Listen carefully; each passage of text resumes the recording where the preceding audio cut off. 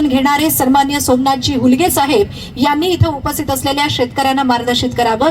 मी उपस्थितांना विनंती करते, एकदा जोरदार हुलगे साहेबांसाठी आपण टाळ्यांची दाद देऊयात, त्यांचं पुन्हा एकदा स्वागत करूयात आणि त्यांना शांतपणे ऐकूयात। आपल्याकडे दिलेलं पेन आणि नोटपॅड आहे, आपल्याकडे पेन आणि नोटपॅड आपल्या समोर ठेवा।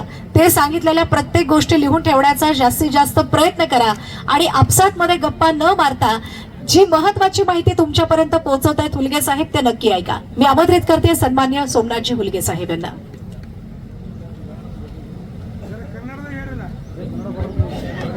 नमस्कार। आजच्या कार्यक्रमासाठी जो लोकमंगल सहकार कारखाने कार्यक्रम आयोजित केला, या कार्यक्रमासाठी या कारखान्याचे चेअरमन महेशजी देशमुख साहेब, या कारखान्याचे संचालक पराग पाटील साहेब, आमचे ऊस गुरु व आपल्या सर्व शेतकऱ्यांचे ऊस गुरु म्हटले तर वावगं ठरणार नाही असे कृषीरत्न संजूदादा माने साहेब, या कार्यक्रमासाठी सर्व शेतकरी बांधव मोठ्या संख्येने उपस्थित राहिले, त्याबद्दल सर्व शेतकरी बांधवांचे सुद्धा मी इथं सरचे स्वागत करतो। मी तुमचा जास्त वेळ घेणार नाही, कारण आपल्या सर्वांना जास्त संजूदादांना ऐकायचं आहे, त्यामुळे मी माझं थोडक्यात आपटून घेण्याचा प्रयत्न करतो। मी साधारण 2000 पासून शेती करतो। शेती करत असताना पारंपरिक पद्धतीनं वल्लूप्रदेश शेती होती, तेच शेती करायचो आम्ही। तुमच्या इथं जी भीमा नदी आहे तेच आमच्या बेंबळी गावाजवळून गेली।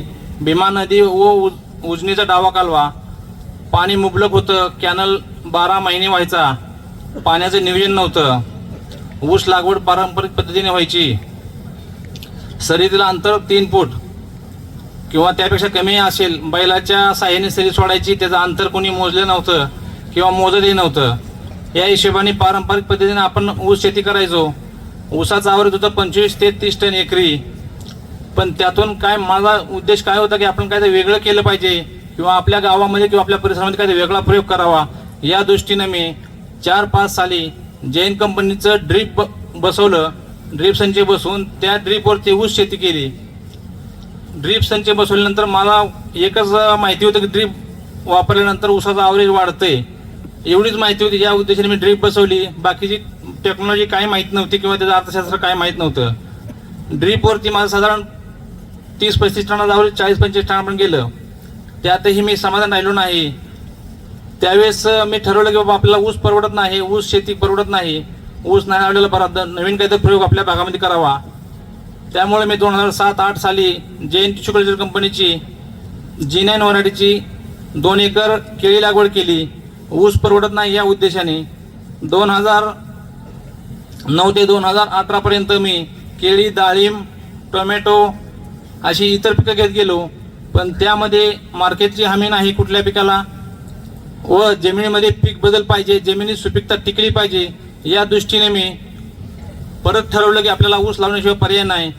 ऊस लावत असताना आपण शास्त्रशुद्ध पद्धतीने ऊस लावायचा व त्याचं योग्य नियोजन करून आवरेज जास्त निघेल याचा मी अभ्यास केला। यूट्यूबवरती चेअरमन साहेब संजूदादा माने यांचं मी यूट्यूबवरती लेक्चर ऐकली।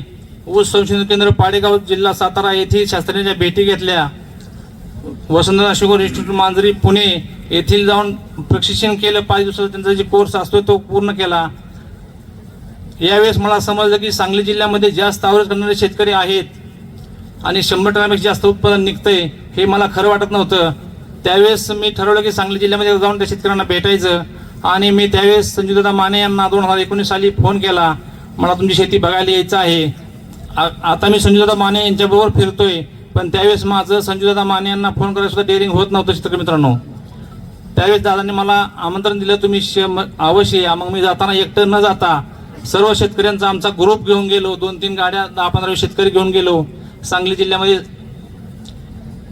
दादांच्या आष्टागावी गेलो, त्यावेळेस दादांची शेती बघितली, त्यांचं तिथं यावेळेस ऐकलो, आम्ही ऐकून होतो 100 टन, 120 टन, 130 टन। तिथं गेल्यानंतर प्रत्यक्षात बघितल्यानंतर लक्षात आलं की खरंच सहज शक्य आहे। दुसरे संदर्भातलं अतिशय चांगलं असं संशोधन करत तुमच्या सगळ्यांसाठी ही शेती आणि हे पीक उपलब्ध करून देण्यासाठी आज सन्माननीय UPL कंपनीचे आंधळे साहेब आपल्या सर्वांशी त्यांनी इथं संवाद साधला. हा कार्यक्रम संपल्यानंतर म्हणजे सगळ्यात शेवटी जेव्हा आम्ही मगाशी सांगितलं की काही जास्त उत्पादन घेणाऱ्या शेतकऱ्यांचा विक्रमी ज्यांनी खऱ्या अर्थानं इथं ठेकेदारी करत असताना वाहतूक ज्यांनी केलेली आशांचा सन्मान होतोय, पण सगळ्यात शेवटी सुद्धा ऊस पिकासाठी उपयुक्त असणारे UPL कंपनीचे झेबा जे खत आहे, हे खत सुद्धा तुमच्यापैकी काही शेतकऱ्यांना आपण इथं हा कार्यक्रम संपल्यानंतर देणार आहोत. याचंही वाटप इथं होणार आहे. तेव्हा नक्कीच आपण या संदर्भातली माहिती तिथे स्टॉलवरती जाऊन नक्की घ्यावं आणि या संदर्भातली माहिती आपल्या कार्यक्षेत्रामध्ये योगदान देताना आपण या ठिकाणी आत्मसात करावी अशी मी विनंती करते.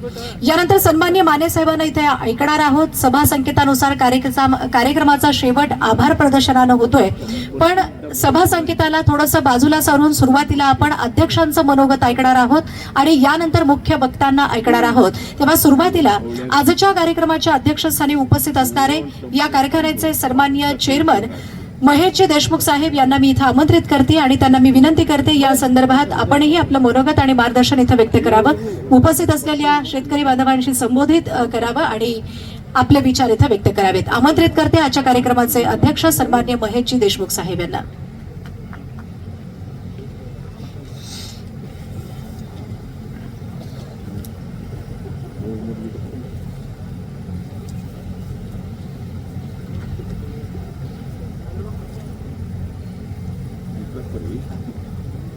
मंचावर उपस्थित असलेले सर्व मान्यवर, आज या ऊस पीक परिसंवाद कार्यक्रमासाठी खास आपल्याला मार्गदर्शन करणार आहेत आणि ज्यांचं आपल्याला व्यवस्थित म्हणजे ऐकायचं आहे आणि समजून घ्यायचं आहे, असे त्यांचे खूप म्हणजे लाखाचे शब्द आज ते आपल्याला सांगणार आहेत. असे आदरणीय डॉक्टर माने साहेब, ज्यांनी तुमच्याच सारखे एक शेतकरी आहेत, ज्यांनी म्हणजे विक्रम करून दाखवलेला आहे, असे सोमनाथजी हुलगे साहेब. परत आपल्या कारखान्याचे संचालक परागजी पाटील, UPLचे आंधळे साहेब, सर्व आणि तुम्ही इथे समोर उपस्थित असलेले सर्व शेतकरी बंधूंनो, अध्यक्षीय भाषण आहे, कारखानाचं ऊस पीक परिसंवाद आहे, परत बॉयलरची पूजा पण आहे, की सगळ्यांना वाटतं की काहीतरी आता म्हणजे आता ऊसाच्या भावाबद्दल बोलतील का काय, म्हणजे ते सगळ्यांना वाटतंय, ते सगळ्यांना पण त्याचा पण वेळ म्हणजे येणार आहे त्याची पण, म्हणजे आपण ज्या वेळेस म्हणजे आत्ताची जी ती वेळ ती नाही आहे, आत्ताची वेळ आहे आपल्याला म्हणजे माने साहेबांना ऐकायचं आहे. आणि आपण आता ऊस विकासासाठी आपल्याला म्हणजे काय काय आपण म्हणजे करणार आहोत आणि काय काय आपण उपक्रम आपण करतोय, तर ते सगळं आपण ऐकू. आपण सगळं आपण ते अजून आपल्याला अजून मोळी टाकायचा कार्यक्रम आपल्याला करायचा आहे, त्यावेळेस आम्ही सगळ्यांना बोलणार आहोत. आणि त्यावेळेस काय जे आहे ते मला म्हणजे बोलावं लागणार आहे, त्याच्याशिवाय काय म्हणजे काही गोष्टी पुढे जाणार नाही आहेत. आणि त्यावेळेस योग्य तो निर्णय आपण म्हणजे घेणार आहोत. आम्हालाही म्हणजे सगळ्या गोष्टी म्हणजे कळतात म्हणजे की आम्हाला काय म्हणजे हे करायचं आहे.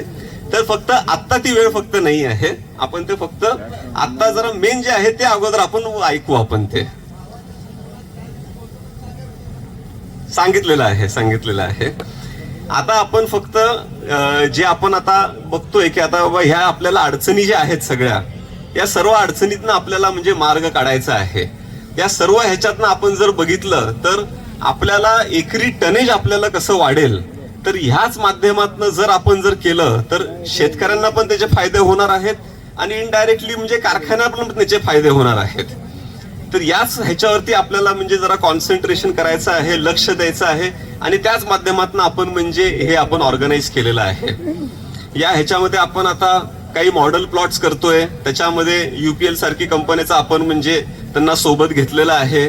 प्रत्येक गावागावामध्ये आपल्याला असे काही मॉडेल प्लॉट्स करून तुमच्याच सगळ्या यासाठी सन्माननीय महेशजी देशमुख साहेबच नाही तर संपूर्ण या साखर कारखान्याचे संचालक आणि सगळे सदस्य या ठिकाणी तळमळीनं आपला विकास साधण्यासाठी असे वेगवेगळे प्रयोग करतायत हे आपण जाणताच.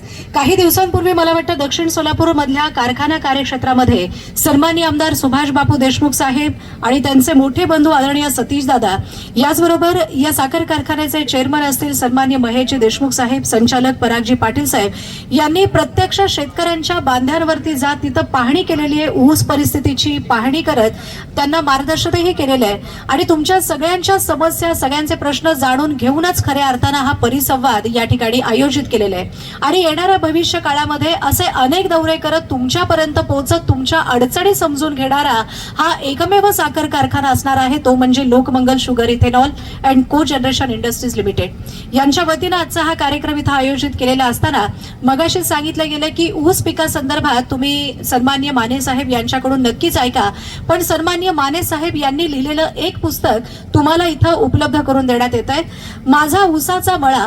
ऊसासाठी अतिशय उपयुक्त असं हे पुस्तक आहे, ज्याचे लेखक आहेत डॉक्टर बाळकृष्ण जमदग्नी, प्राध्यापक अरुण मराठे, डॉक्टर बी.पी. पाटील आणि स्वतः कृषीरत्न डॉक्टर संजीवजी माने साहेब यांचं हे पुस्तक तिकडे प्रदर्शनाच्या स्टॉलकडे उपलब्ध आहे. आपण तेही पुस्तक इथं घेऊ शकता. तेव्हा यानंतर तुमचा आणि माझा जास्त वेळ न घेता ज्यांना ऐकण्यासाठी आपण सगळेजण आतुर आहोत ते म्हणजे एकरी 100 ते 125 टन ऊस उत्पादन घेण्याचा महामंत्र आणि मार्गदर्शन करण्यासाठी उपस्थित असणारे कृषीभूषण महाराष्ट्र शासनानं ज्यांना सन्मानित केलं गेलं असे आपल्या प्रत्येकाचे आदर्श असणारे ऊस गुरु म्हणून ज्यांचा उल्लेख आत्ताच उल्गे सरांनी या ठिकाणी केला असे संजीवजी माने साहेब. जोरदार टाळ्यांनी आपण त्यांना इथं पुन्हा एकदा सन्मानित करूयात, त्यांचं स्वागत करूयात.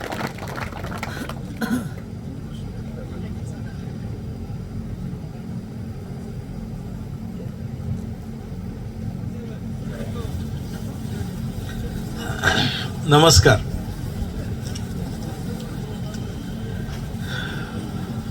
लोकमंगल शुगर्स यांच्या वतीनं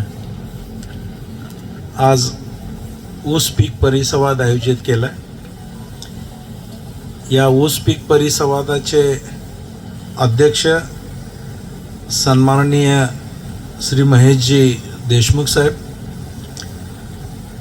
या कारखान्याचे संचालक ज्यांनी मगाशी प्रास्ताविक केलं आणि सगळे उद्देश आपल्या समोर मांडले ते आदरणीय श्री परागजी पाटील साहेब, ज्यांनी आता आपल्याला मार्गदर्शन केलं, ज्यांनी 100 टनापासून 135-36 टनापर्यंत मजल मारली अल्पावधीत आणि या परिसरामध्ये ऊसाला किती आपण चांगलं उत्पादन घेऊ शकतो हे दाखवून दिलं.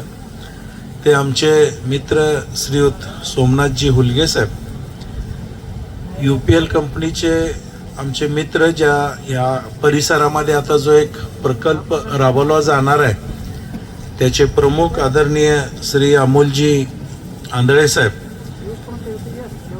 शेती विभागाचे आदरणीय नलवडे साहेब, व्यासपीठावर उपस्थित सर्व सन्माननीय आणि आपण ऊस पिकाचं उत्पादन वाढीसाठी काय काय करावं लागतं हे ऐकण्यासाठी उत्सुक असणारे सर्व ज्येष्ठ श्रेष्ठ तज्ज्ञ शेतकरी बंधू आणि भगिनी,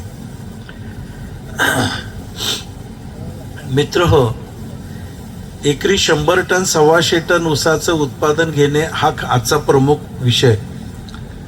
खरंच सहज शक्य आहे, फार अवघड नाही.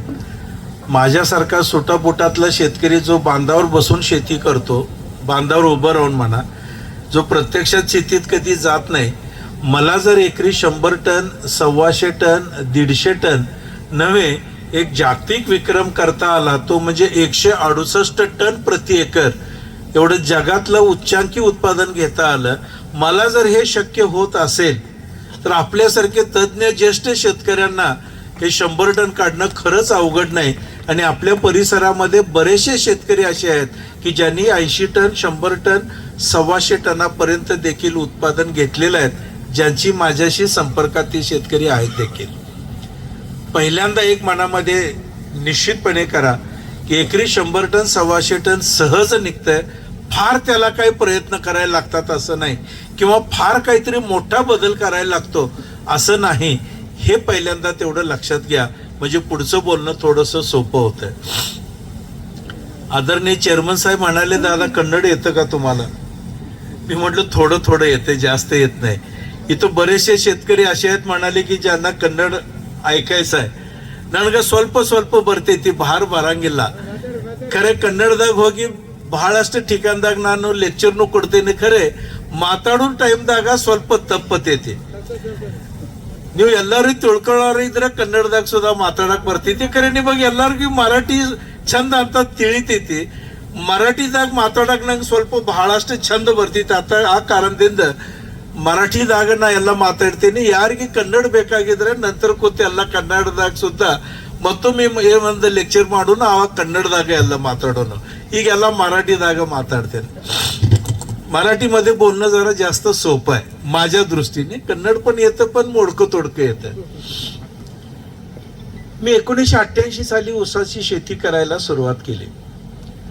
पहिले 2-3 वर्ष ऊसाचं उत्पादन माझ्या शेतीमध्ये एका एकराला 20 टन 22 टन एवढं उत्पादन लागणीपासून मिळायचं. आणि खोडव्याचं अतिशय चांगलं उत्पादन म्हणजे खोडव्यापासून 10 टन आणि 12 टन असं उत्पादन, अशी माझी पहिली सुरुवात होती. मित्र हो, 2-3 वर्ष गेल्यावर लक्षात आले की अरे एवढं कमी पैसे मिळून कसं चालणार, एवढं कमी उत्पादन घेऊन कसं चालेल. विचार केला कुठल्या तरी तज्ज्ञांचं मार्गदर्शन घेऊन शेती करावी. त्या काळातले एक प्रसिद्ध शेतकरी, तज्ज्ञ शेतकरी, इथं बसलेल्या सगळ्या ज्येष्ठ शेतकऱ्यांना नक्की त्यांचं नाव माहिती असणार आहे. कैलासवासी कृषीभूषण बाबूरावजी फाळके, त्या काळातले तज्ज्ञ शेतकरी आमच्या गावापासून जवळ होते. त्यांच्याकडे गेलो आणि त्यांच्याकडे जाऊन ऊस पिकाचं उत्पादन कसं वाढवता येईल याचं मार्गदर्शन घ्यायला सुरुवात केली. माझे पहिले गुरु कैलासवासी बाबूरावजी फाळके, त्यांना गुरु मानलं. 1-1.5 वर्ष त्यांच्याकडे जात राहिलो आणि त्यांच्याकडून माहिती घेऊन ऊसामध्ये थोडे थोडे बदल करायला सुरुवात केली. आणि त्यांच्या मार्गदर्शनाखाली 2 वर्षामध्ये एका एकरामध्ये 45 टनाचं उच्चांकी उत्पादन माझ्या आयुष्यातलं त्या काळात मिळालं. 1992-93 साली अशी माझी सुरुवात. 92-93ला एक गोष्ट लक्षात आली की तज्ज्ञांचं मार्गदर्शन घेतलं की उत्पादन वाढतंय. बाबूरावजींचं मार्गदर्शन घेतलं, 22 टनावरनं 45 टनावर गेलो, दुप्पट उत्पादन झालं. मग मनात असाच विचार आला की अजून अशा ठिकाणी जाऊन मार्गदर्शन घेऊया की जिथं शास्त्रोक्त पद्धतीने ऊसाची शेती केली जाते. मध्यवर्ती ऊस संशोधन केंद्र पाडेगाव, जिल्हा सातारा, नवनवीन व्हरायटी आपल्यासाठी तिथे निर्माण केल्या जातात. अधिक ऊसाचं उत्पादन घेण्यासाठीचे विविध प्रयोग तिथे केले जातात. 1993-94ला तिथे गेलो आणि तिथल्या तज्ज्ञांशी चर्चा करून भरपूर माहिती घ्यायला सुरुवात केली. त्या माहितीचा उपयोग माझ्या शेतीत करायला सुरुवात केली. दुसरी एक मोठी संस्था वसंतदादा शुगर इन्स्टिट्यूट मांजरी पुणे, ज्याला VSI पुणे आपण म्हणतो, आशिया खंडातली सगळ्यात मोठी ही संस्था. इथं जाऊन इथल्या शास्त्रज्ञांच्याकडनं ऊस पिकाच्या संदर्भात माहिती घ्यायला सुरुवात केली. आणि तिसरं म्हणजे महात्मा फुले कृषी विद्यापीठ राहुरी, इथंही खूप मोठं काम चालतंय. तिथं जाऊन तिथल्या तज्ज्ञांच्याकडनं मार्गदर्शन घेतलं. या सगळ्यांच्याकडनं मार्गदर्शन घेऊन हे सगळं एकत्रित केलं आणि यातलं माझ्या शेतीमध्ये काय लागतंय ते माझ्या शेतीत वापरायला सुरुवात केली आणि जादूसारखं उत्पादनामध्ये बदल झाला. 22 टनावरनं 45 टनावरती 2 वर्षात पोहोचलो होतो. पण 1994 साली या सगळ्या शास्त्रज्ञांचं मार्गदर्शन घेऊन शेतीमध्ये प्रयोग केला.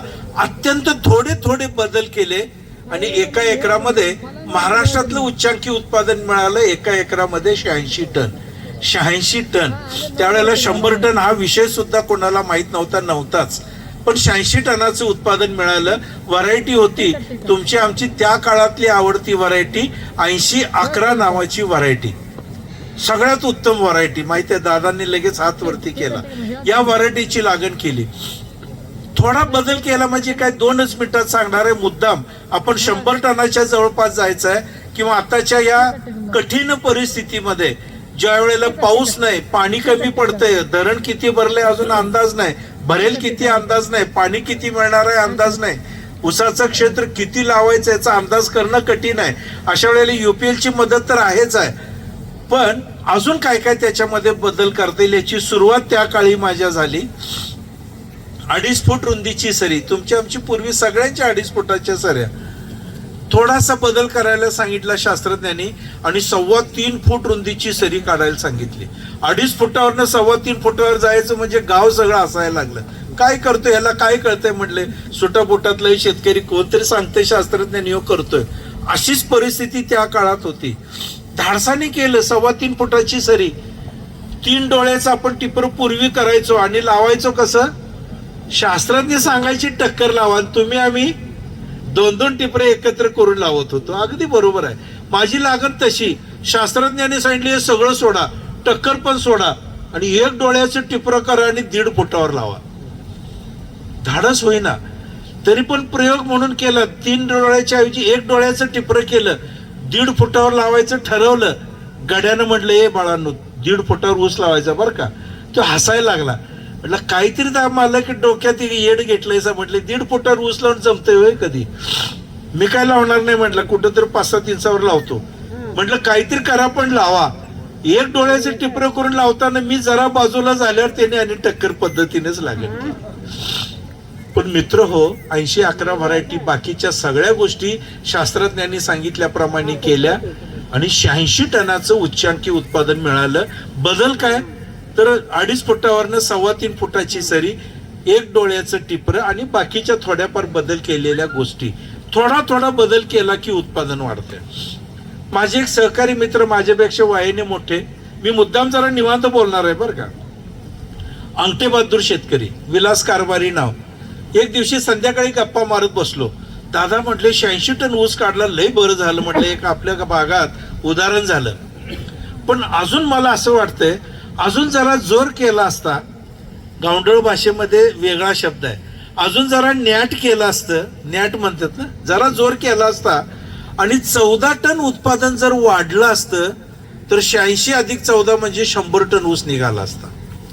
हा विषय डोक्यात बसला आणि खरंच आहे म्हटलं, आपण अजून जरा प्रयत्न केला, 14 टन उत्पादन वाढलं तर 100 टन ऊस निघेल. त्या दृष्टीने मनात विचार सुरू झाला आणि मग परत मध्यवर्ती ऊस संशोधन केंद्र पाडेगाव, VSI मांजरी, महात्मा फुले कृषी विद्यापीठ राहुरी इथं जाऊन बसायला लागलो. शास्त्रज्ञांच्या पुढे एकच विषय मांडायचा, सर 86 टन उत्पादन आता मिळालंय, सोपं आहे, मला अजून 14 टन उत्पादन वाढवायचं आहे. रासायनिक खताच्या मात्रा तेवढ्या लिहून द्या जेणेकरून माझं उत्पादन 100 टन निघेल. माझ्या डोक्यात एकच फीड झालं होतं, रासायनिक खतं भरपूर वापरली, वेगवेगळी वापरली की 100 टन ऊस नक्की निघणार. सगळ्या शास्त्रज्ञांनी बसून घ्यायचं आणि मला सांगायचं, दादा रासायनिक खताचे मात्रा लिहून देणारच आहे तुम्हाला, 100 टन ऊस काढूया, कारण तुम्ही 86 टनाचा यशस्वी प्रयोग करून दाखवलाय, 100 टन करूयात. पण 86 टन उत्पादन काढत असताना ज्या राहून गेलेल्या काही गोष्टी आहेत ज्या तुम्हाला माहित नाहीत, ते 4-5 मुद्दे तुम्हाला सांगणार आहे, ते तेवढे समजावून घ्या आणि मग रासायनिक खताच्या मात्रा लिहून घ्या. 86 टन ऊस निघाल्यामुळं आणि सगळ्यात पहिलं माझं उत्पादन तसं आल्यामुळं मी हवेतच होतो, आबाळाला हात टेकल्यासारखं झालं होतं. मी सगळ्यांना म्हणणार, सर काय सांगू नका, ऊसातलं सगळं मला कळतंय, मी 86 टन उत्पादन घेणारा शेतकरी आहे, कशाला काय सांगता, मला फक्त रासायनिक खतं लिहून द्या. सगळ्या शास्त्रज्ञांनी एक आग्रह केला, तुम्हाला रासायनिक खताच्या मात्रा लिहून पाहिजेत ना 100 टनासाठी, आम्ही काय सांगतो ते अगोदर समजावून घेतलं तर लिहून देतो.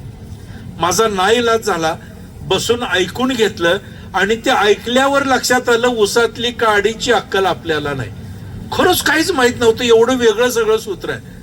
त्यांनी ते समजावून सांगितलं, समजेल अशा भाषेत सांगितलं, 5 फक्त मुद्दे सांगितले आणि त्या 5 मुद्द्यांवरती 1997 साली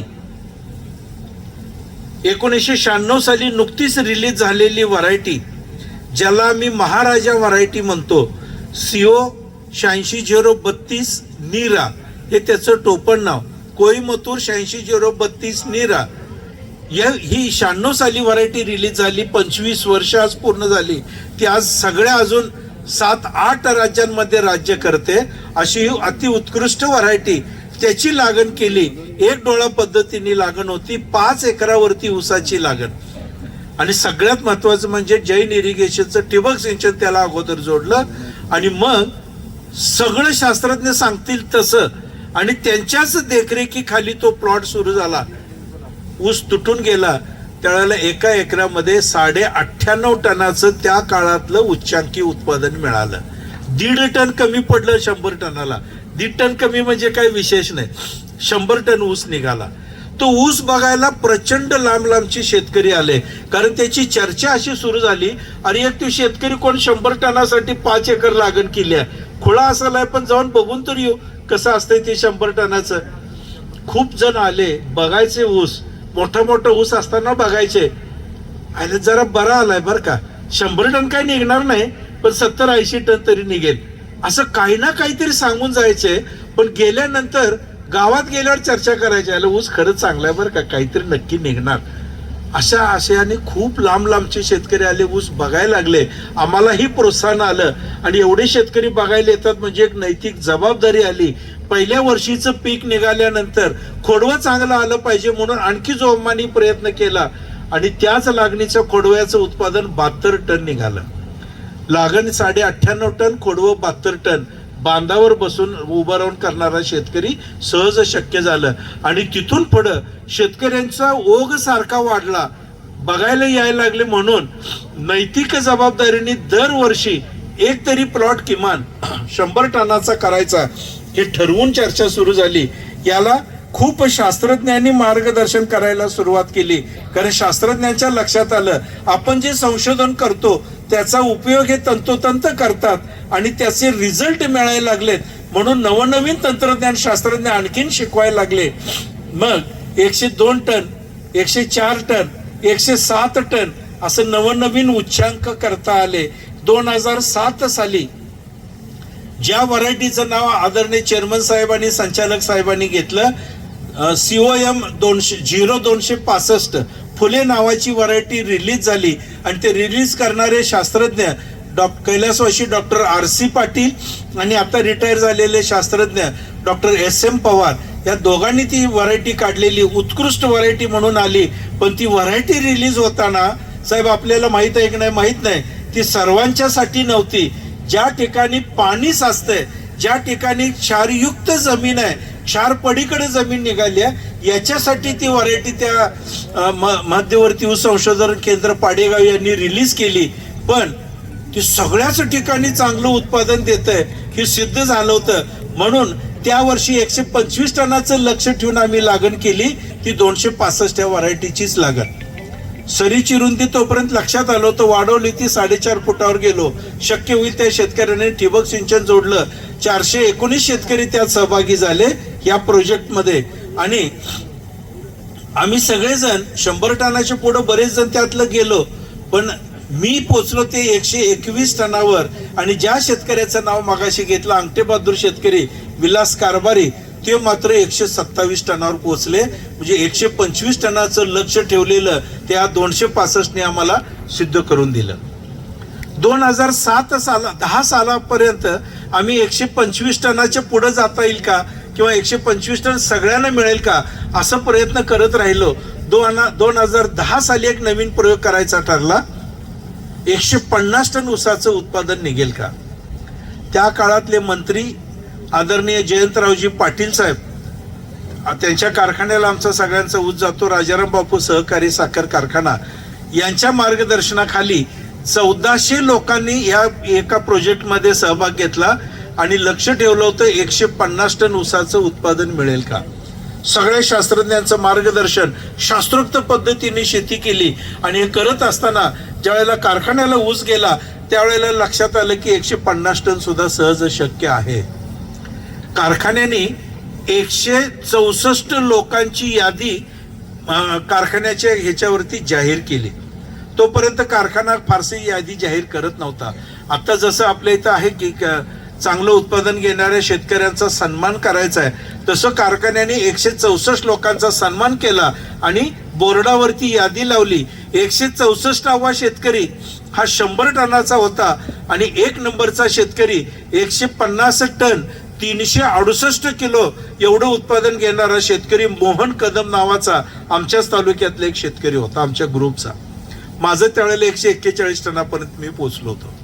मित्र हो, 151 टन सुद्धा 150 टन सुद्धा गाठता आलं. आणि मग सातत्याने आम्ही सगळे शेतकरी करायला लागलो. किमान 100 टन, 125 टन आणि 150 टनाचं उत्पादन घ्यायचं.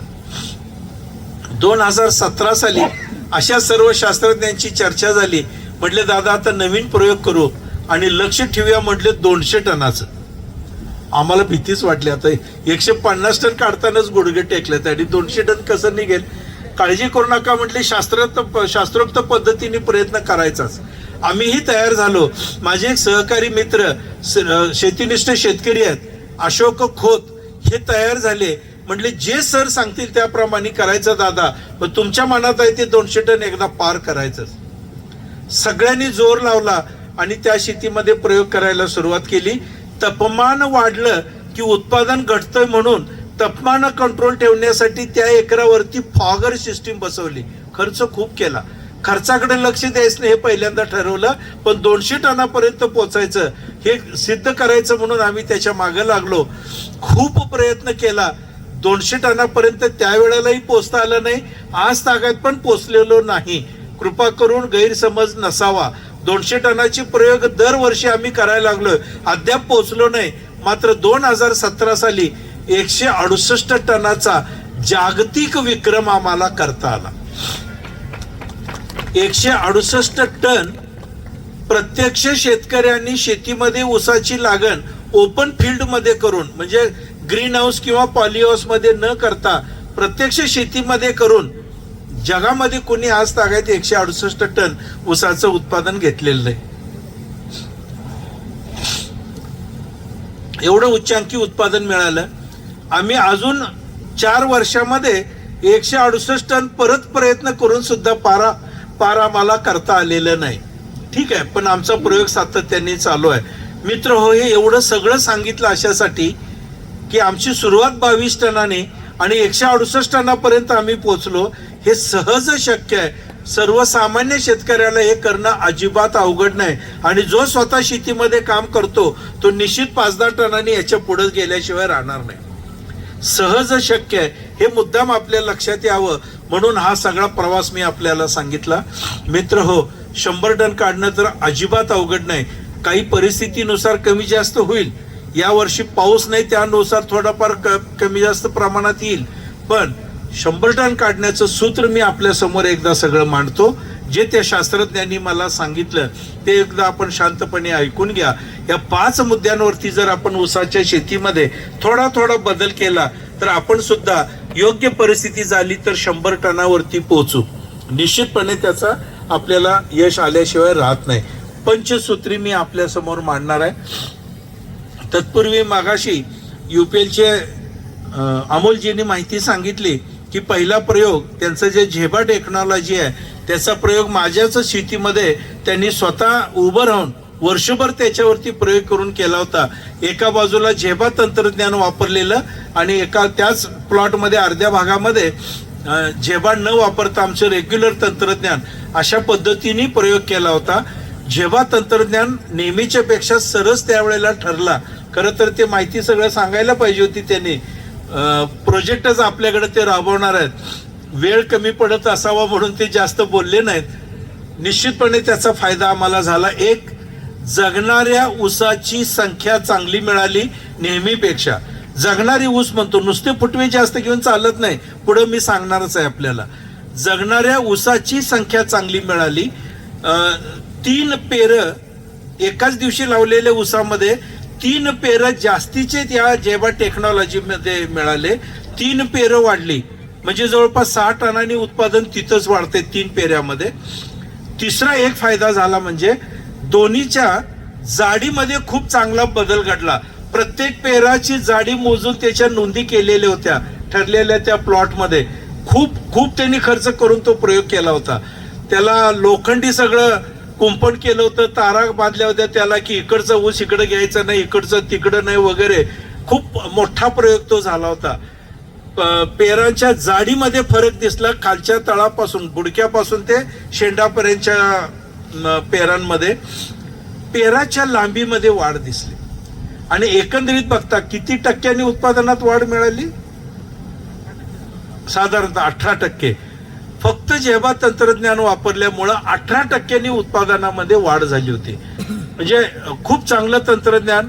त्यांनी त्याचा व्हिडिओ पण तयार केला आणि सगळ्यांना तो दाखवला. बऱ्याच ठिकाणी शेतकऱ्यांनी तो वापरायला सुरुवात केली. तो प्रोजेक्टच आपल्याकडे आता होतोय.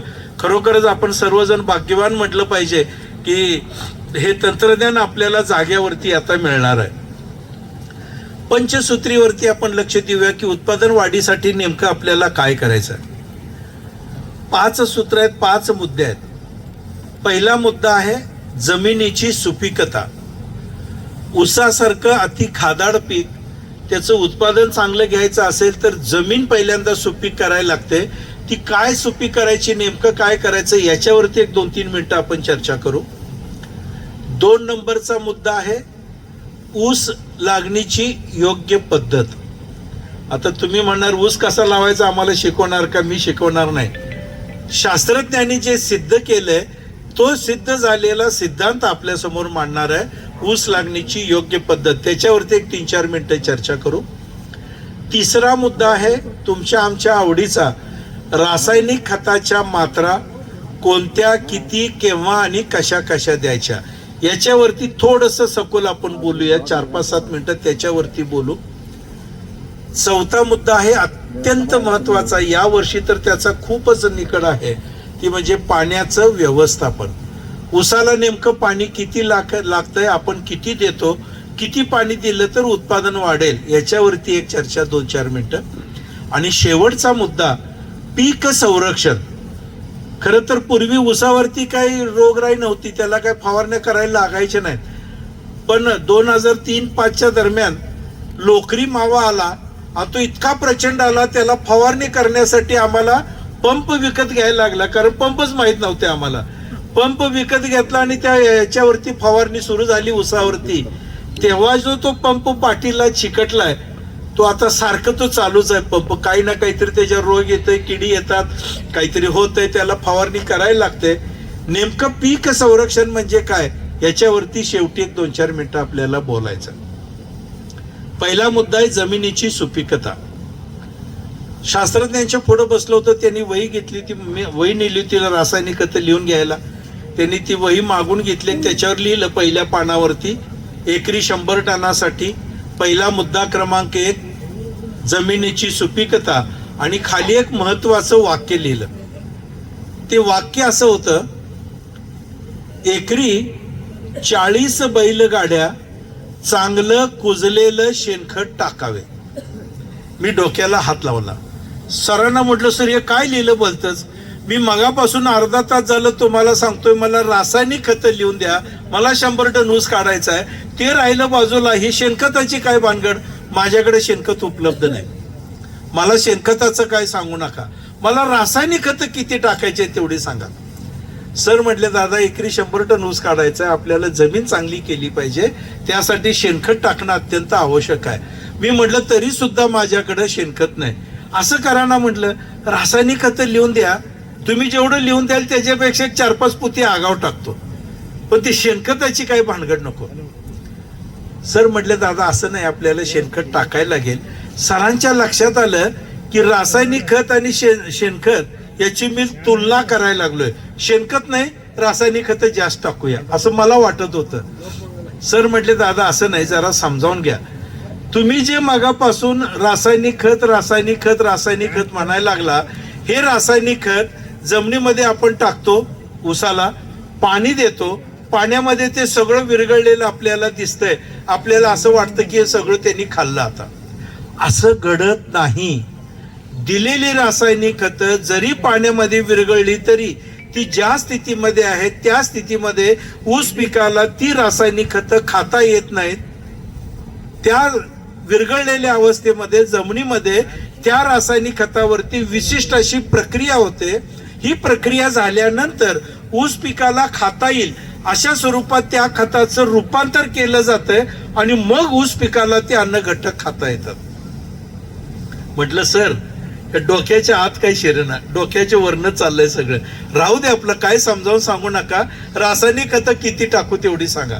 नाही म्हटले समजावूनच घ्या, दिलेली रासायनिक खतं जरी पाण्यात विरघळली तरी ती ज्या स्थितीमध्ये आहे त्या स्थितीमध्ये ऊस पिकाला ती खतं खाता येत नाहीत, म्हणून त्याला त्याचं स्थिर स्वरूप असं म्हणतात. इंग्रजीत त्याला फिक्स फॉर्म म्हणतात. जमिनीमध्ये त्याच्यावर प्रक्रिया होते आणि मग प्रक्रिया झाल्यानंतर ऊस पिकाला खाता येईल असं त्याचं रूपांतर केलं जातंय, मग ऊसाला ते खाता येतंय, उपलब्ध होतंय, म्हणून त्याला त्याचं उपलब्ध स्वरूप असं म्हणतात. इंग्रजीत त्याला अवेलेबल फॉर्म म्हणतात. म्हटलं सर तरी सुद्धा डोक्यात काही शिरणा झाले, राहू दे म्हटलं, रासायनिक खतं किती टाकायची तेवढी सांगा. नाही नाही म्हटले, एवढं तरी लक्षात ठेवा, टाकलेली खतं जरी पाण्यात विरघळली तरी त्याला खाता येत नाहीत, प्रक्रिया झाल्यावर त्याला खाता येतात. म्हटलं म्हणजे काय सांगतो म्हटलं. एक उदाहरण दिलं, फार सुंदर उदाहरण दिलं सरांनी. आपल्या पण ते लगेच लक्षात येईल. मला सरांनी विचारलं, दादा भाकरी खाता का चपाती? मी एकदम हसलो. म्हटलं सर ते उसाला काय खायला घालायचं ते सांगा, मला कशाला विचारता भाकरी का चपाती? नाही नाही सांगा तरी म्हटले. म्हटलं मला दोन्ही पण चालतंय. मला म्हटले एक सांगा, भाकरीसाठी काय काय असायला लागतंय, करायला लागतंय? म्हटलं सर सोपं आहे. ज्वारी आणायची, त्याचं पीठ करायचं, त्यात पाणी घालून मळायचं, थापायची, गरम तव्यावर भाजली की भाकरी तयार होते. सोपं आहे म्हटलं. अगदी बरोबर आहे म्हटले. आपण खाण्यासाठी घरी ज्वारी आणून ठेवतो, खाण्यासाठी गहू आणून ठेवतो, खाण्यासाठी तांदूळ आणून ठेवतो. तुम्ही रानात गेलाय, सकाळपासून काम केले, दुपारी 11-12 वाजले, भूक लागले, घराकडे आलात, घरात आत येऊन स्वयंपाकघराकडे बघितलं, अजून तिथं काय हालचाल दिसत नाही, स्वयंपाक तयार नाही. तुम्ही जिथं बाहेर खोलीत आहे तिथं एक ज्वारीचं पोती 2-4 आहेत, गव्हाचं एक पोत आहे, तांदळाचं एक पोत आहे. ज्वारी, गहू, तांदूळ आपण खाण्यासाठी घरी आणलेत. खाण्यासाठीची गोष्ट समोर आहे. तुम्हाला भूक लागली आहे, ज्वारीच्या पोत्याचं तोंड उघडून मुठभर ज्वारी खाता का हो? म्हटलं सर असं कसं खाता येईल? बरं म्हटले गहू तरी खाता का जरा? म्हटलं नाही सर असं खाता येत नाही. बरं म्हटले तांदूळ? म्हटलं सर असं खाताच येत नाही. म्हटले का हो खात नाही? खाण्यासाठी ज्वारी घरी आणली, का खात नाही? खाण्यासाठी गहू घरी आणलाय, का खात नाही? खाण्यासाठी तांदूळ घरी आणलाय, का खात नाही? म्हटलं सर असं खाता येत नाही, अशा गोष्टी खायच्या नसतात, त्याचं रूपांतर करून खाण्यायोग्य झाल्यावर खाता येते. यालाच म्हणायचं टेक्नॉलॉजी. ज्वारी खाण्याची गोष्ट आहे, पण आहे त्या स्वरूपात खाता येत नाही, म्हणून त्याला त्याचं स्थिर स्वरूप म्हणायचं. आपल्या घरी त्याच्यावर प्रक्रिया केली जाते. आई असेल, बहीण असेल, मंडळी असेल, एखादा आचारी असेल, स्वयंपाकी असेल, ज्वारीची भाकरी तो तयार केला की ती आपल्याला खाता येते. ज्वारी स्थिर स्वरूप आहे, भाकरी उपलब्ध स्वरूप आहे. गहू स्थिर स्वरूप आहे, चपाती पोळी उपलब्ध स्वरूप आहे. तांदूळ स्थिर स्वरूप आहे, तयार खायचा भात उपलब्ध स्वरूप आहे. या दोन्हीच्या मध्ये कोणीतरी काम करतं, तो घटक अत्यंत महत्वाचा. जमिनीमध्ये टाकलेली रासायनिक खतं ऊस पिकाच्या दृष्टीने ज्वारीसारखी, गव्हासारखी, तांदळासारखी पडून राहतात. तिथं सुद्धा एक आचारी लागतो की जो ऊस पिकाला खाता येईल असं त्याचं रूपांतर करायला लागतंय, भाकरीसारखं, चपातीसारखं, भातासारखं, मग ऊस पिकाला ते खाता येते. मी म्हटलं सर जरा जरा डोक्यात शिरायला लागलंय, पण मला सांगा घरी कोणीतरी स्वयंपाकाचं काम करतंय, आई असते, बहीण असते, मंडळी असेल, कोणी आचारी असतो, त्या जमिनीत कोण काम करतंय? म्हटलं तिथं आचारी कुठला घालायचा? सर म्हटले हा आता जरा डोक्यात तुमचं शिरायला लागलंय. टाकलेली खतं उसाला खायची असतील तर जमिनीमध्ये सुद्धा एक आचारी पाहिजे, जो दिलेली खतं उसाला खाण्यायोग्य करून देईल. त्या आचार्याचं नाव जीवाणू असं त्यांनी सांगितलं, बॅक्टेरिया असं त्यांनी सांगितलं. 1994 साली ही चर्चा चालली होती. जीवाणू हा शब्दच आम्हाला माहित नव्हता. आता इथं बसलेल्या प्रत्येक शेतकऱ्याला जीवाणू म्हणजे काय माहिती आहे, किती प्रकारचे जीवाणू आहेत हे माहिती आहे, केव्हा टाकायचं, कसं टाकायचं माहिती आहे. टाकलेली रासायनिक खतं जीवाणू ऊस पिकाला खाता येईल असं करून द्यायचं काम करतात. युरिया टाकला, नत्र आहे, नत्रासाठी अझोटोबॅक्टर नावाचं जीवाणू काम करतो. फॉस्फरस टाकलाय, फॉस्फरससाठी फॉस्फरस सोल्युबलायझिंग बॅक्टेरिया काम करतो. पोटॅशसाठी एक वेगळा जीवाणू काम करतो, झिंकसाठी वेगळा, काय गंधकासाठी वेगळा, अशा वेगवेगळ्या अन्न घटकासाठी वेगवेगळे जीवाणू काम करतात आणि ऊस पिकाला ते खाण्यायोग्य करून द्यायचं काम करतात. आपल्या जमिनीमध्ये हे जीवाणू बहुसंख्याने असायला पाहिजेत आणि कार्यक्षम असायला पाहिजेत. वारंवार वापरलेल्या रासायनिक खतामुळं या जीवाणूंची संख्या आपल्या जमिनीमध्ये कमी कमी होत जाते. ही संख्या वाढवण्यासाठी याच जमिनीतले जीवाणू प्रयोगशाळेत शास्त्रज्ञ वेगळे वेगळे करतात. त्यांना खायला प्यायला घालून त्यांची संख्या प्रचंड वाढवली जाते आणि बाटलीमध्ये हेच जीवाणू भरून आपल्याला देतात. हे जीवाणू आपल्याला जमिनीमध्ये वर्षातनं किमान 2 वेळेला वापरले पाहिजेत. प्रत्येकी 1-1 लिटर हे जीवाणू 2 वेळेला वापरा. जमिनीमध्ये जीवाणूंची संख्या प्रचंड वाढेल, म्हणजे आचार्याची संख्या प्रचंड वाढेल. दिलेली खतं ऊस पिकाला मोठ्या प्रमाणात ते तयार करून देतील तर ऊसाचं उत्पादन वाढेल. म्हणजे नुसती खतं टाकून चालणार नाहीत, तर ते जीवाणू असणं अत्यंत गरजेचं आहे. मी म्हटलं आणून सोडूया जीवाणू, कुठं मिळतात सांगा, आणून सोडतो. मग त्याला शेणखत कशाला पाहिजे? सर म्हटले जीवाणू सोडल्यानंतर ते ज्या वेळेला काम करायला लागतात, कार्यक्षम होतात, त्यांची संख्या वाढवायला लागते, अशा वेळेला त्यांच्या स्वतःच्या पोषणासाठी, स्वतःसाठी त्यांना खायला जे लागतंय ते आपल्या जमिनीमध्ये असणं अत्यंत आवश्यक आहे. म्हणजे जीवाणू चांगलं काम करतील, ऊसाला भरपूर तयार करून देतील अन्न, ऊसाला भरपूर खायला मिळालं तर उत्पादन वाढेल. म्हटलं त्यांना काय खायला लागतंय? आणि ते म्हटले त्यांना खायला लागतंय तो सेंद्रिय कर्ब लागतो खायला. इंग्रजीत त्याला ऑर्गॅनिक कार्बन म्हणतात. जमिनीमध्ये सेंद्रिय कर्ब वाढवा.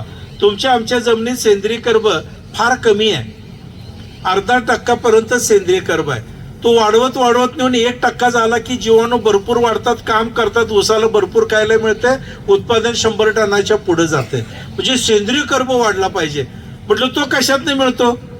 तोच मिळतो म्हटले शेणखतातनं. म्हणून शेणखत टाकायला सांगितलं.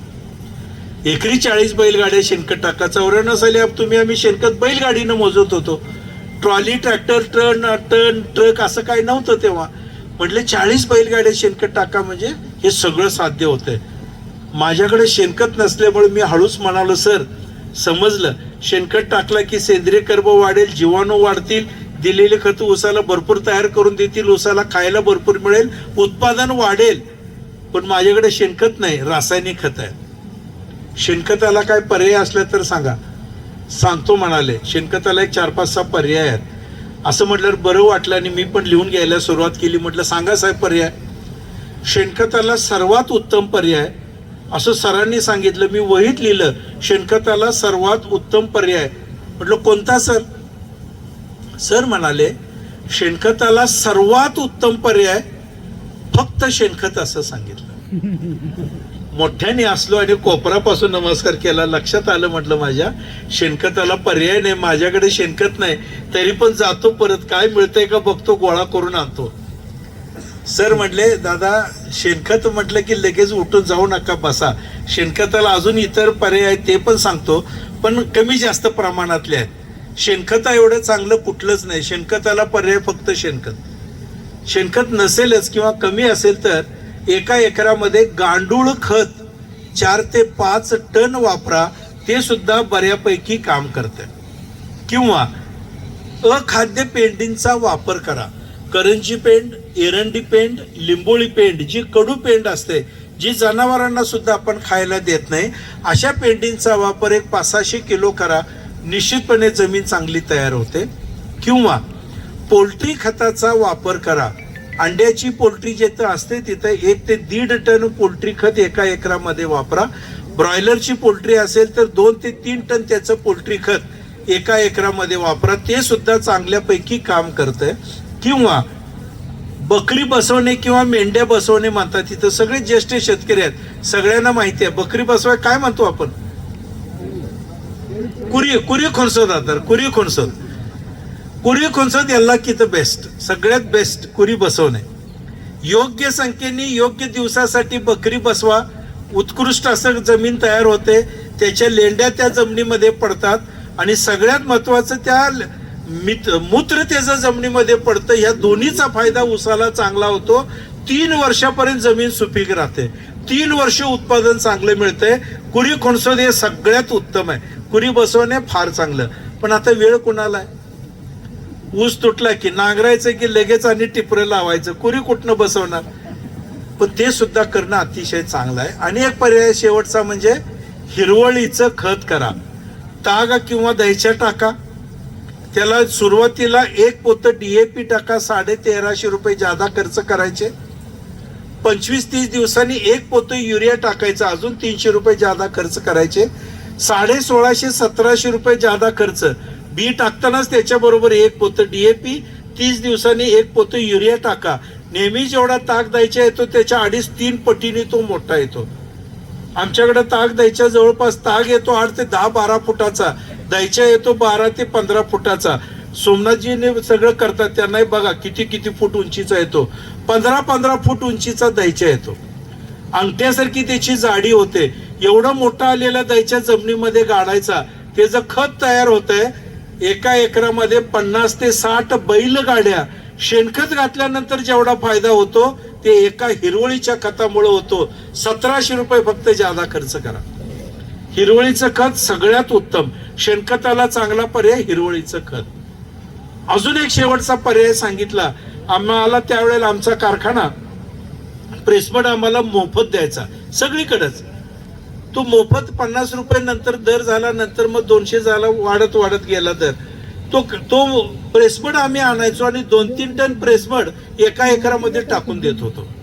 सर म्हटले प्रेसमड वापरणं योग्यच आहे, पण तुम्ही टाकता असं करू नका. प्रेसमड आणा, एका कोपऱ्यामध्ये जमिनीच्या त्याचा ढीग करा. ढीग करताना ढिगाची खालची रुंदी 5 किंवा 6 फूट तिरका असं ढीग करा, वरती 2 फूट करा.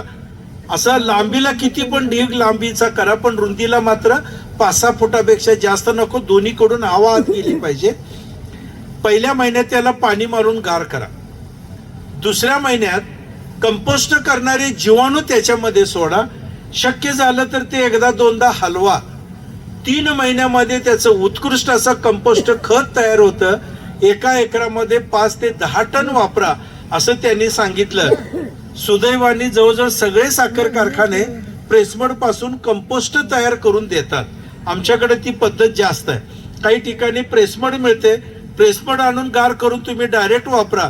ज्या कारखान्यावर कंपोस्ट मिळते ते कंपोस्ट वापरा. सुरुवात मी केली 10 टन कंपोस्ट वापरायला. आज 23 वर्ष मला पूर्ण झाली हे कंपोस्ट खत मी वापरतो.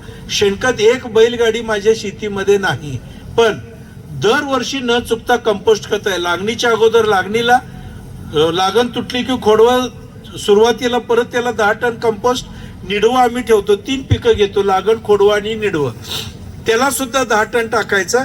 निडवं गेलं की जमिनीची मशागत करायची, नवीन हिरवळीचं खत घ्यायचं, नवीन लागण करण्यापूर्वी परत त्याला प्रेसमड टाकायचं. असं रोटेशन 23 वर्षामध्ये कधी चुकलं नाही. जमिनीचा सामू अत्यंत चांगला झालाय. सुरुवातीला 100 टन ऊस निघाला, आता 168 टनापर्यंत आम्ही गेलो, केवळ ह्या प्रेसमडच्या कंपोस्ट खताच्या जीवावरती. त्यामुळे कंपोस्ट खत किंवा प्रेसमड वापरणं, शेणखत जर नसेल तर ते सुद्धा एक चांगला पर्याय. त्यातलं कुठलं ना कुठलं तरी वापरलंच पाहिजे, एवढं आजचं सगळ्यात महत्वाचं लक्षात घ्या. बऱ्याच वेळेला होतंय सऱ्या काढल्या जातात, शेणखत नाही. बघू की बांधणीच्या वेळेला टाकू, मोठी खांदणी करतोय तेव्हा टाकू.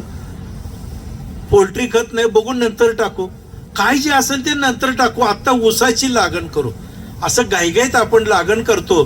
पहिल्या 3 महिन्यात जो ऊस वाढतो त्याच्यावरती त्याचं उत्पादन पुढचं सगळं अवलंबून असतंय. 3 महिने पहिले महत्वाचे. आणि बहुतेक तुमच्या आमच्या सर्व शेतकऱ्यांचं पहिल्या 3 महिन्यातच दुर्लक्ष होतंय आणि नंतर त्याला आपण जोर लावतो, पण उत्पादन पाहिजे तेवढं मिळत नाही.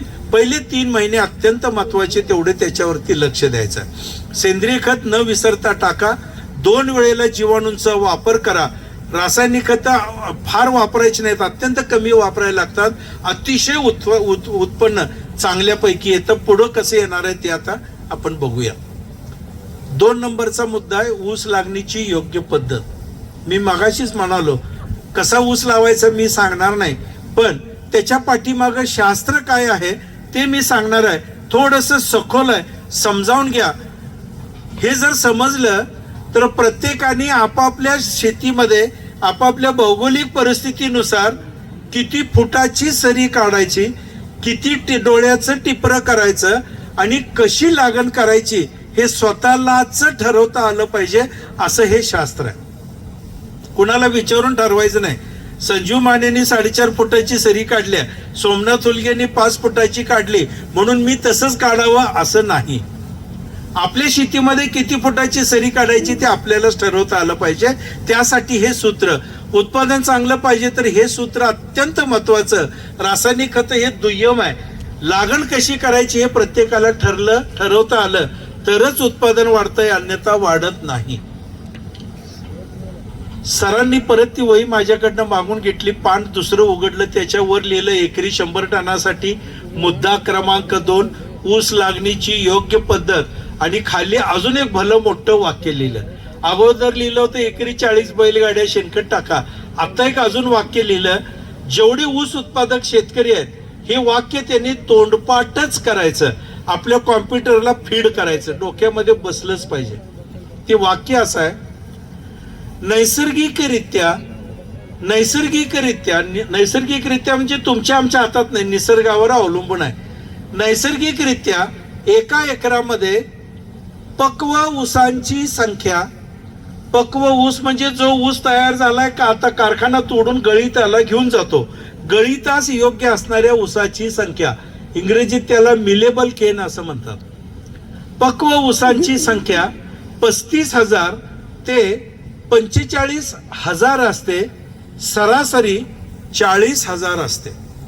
याचा अर्थ असा, आपण कितीही प्रयत्न केला, कितीही लहान सऱ्या काढल्या, कितीही टनानी बियाणं जास्त घातलं आणि कितीही जास्त फुटवे घेतले तरी सरते शेवटी ह्या फुटव्यांचं जिवंत राहणाऱ्या ऊसाचं प्रमाण, याची संख्या 40,000पेक्षा जास्त असत नाही.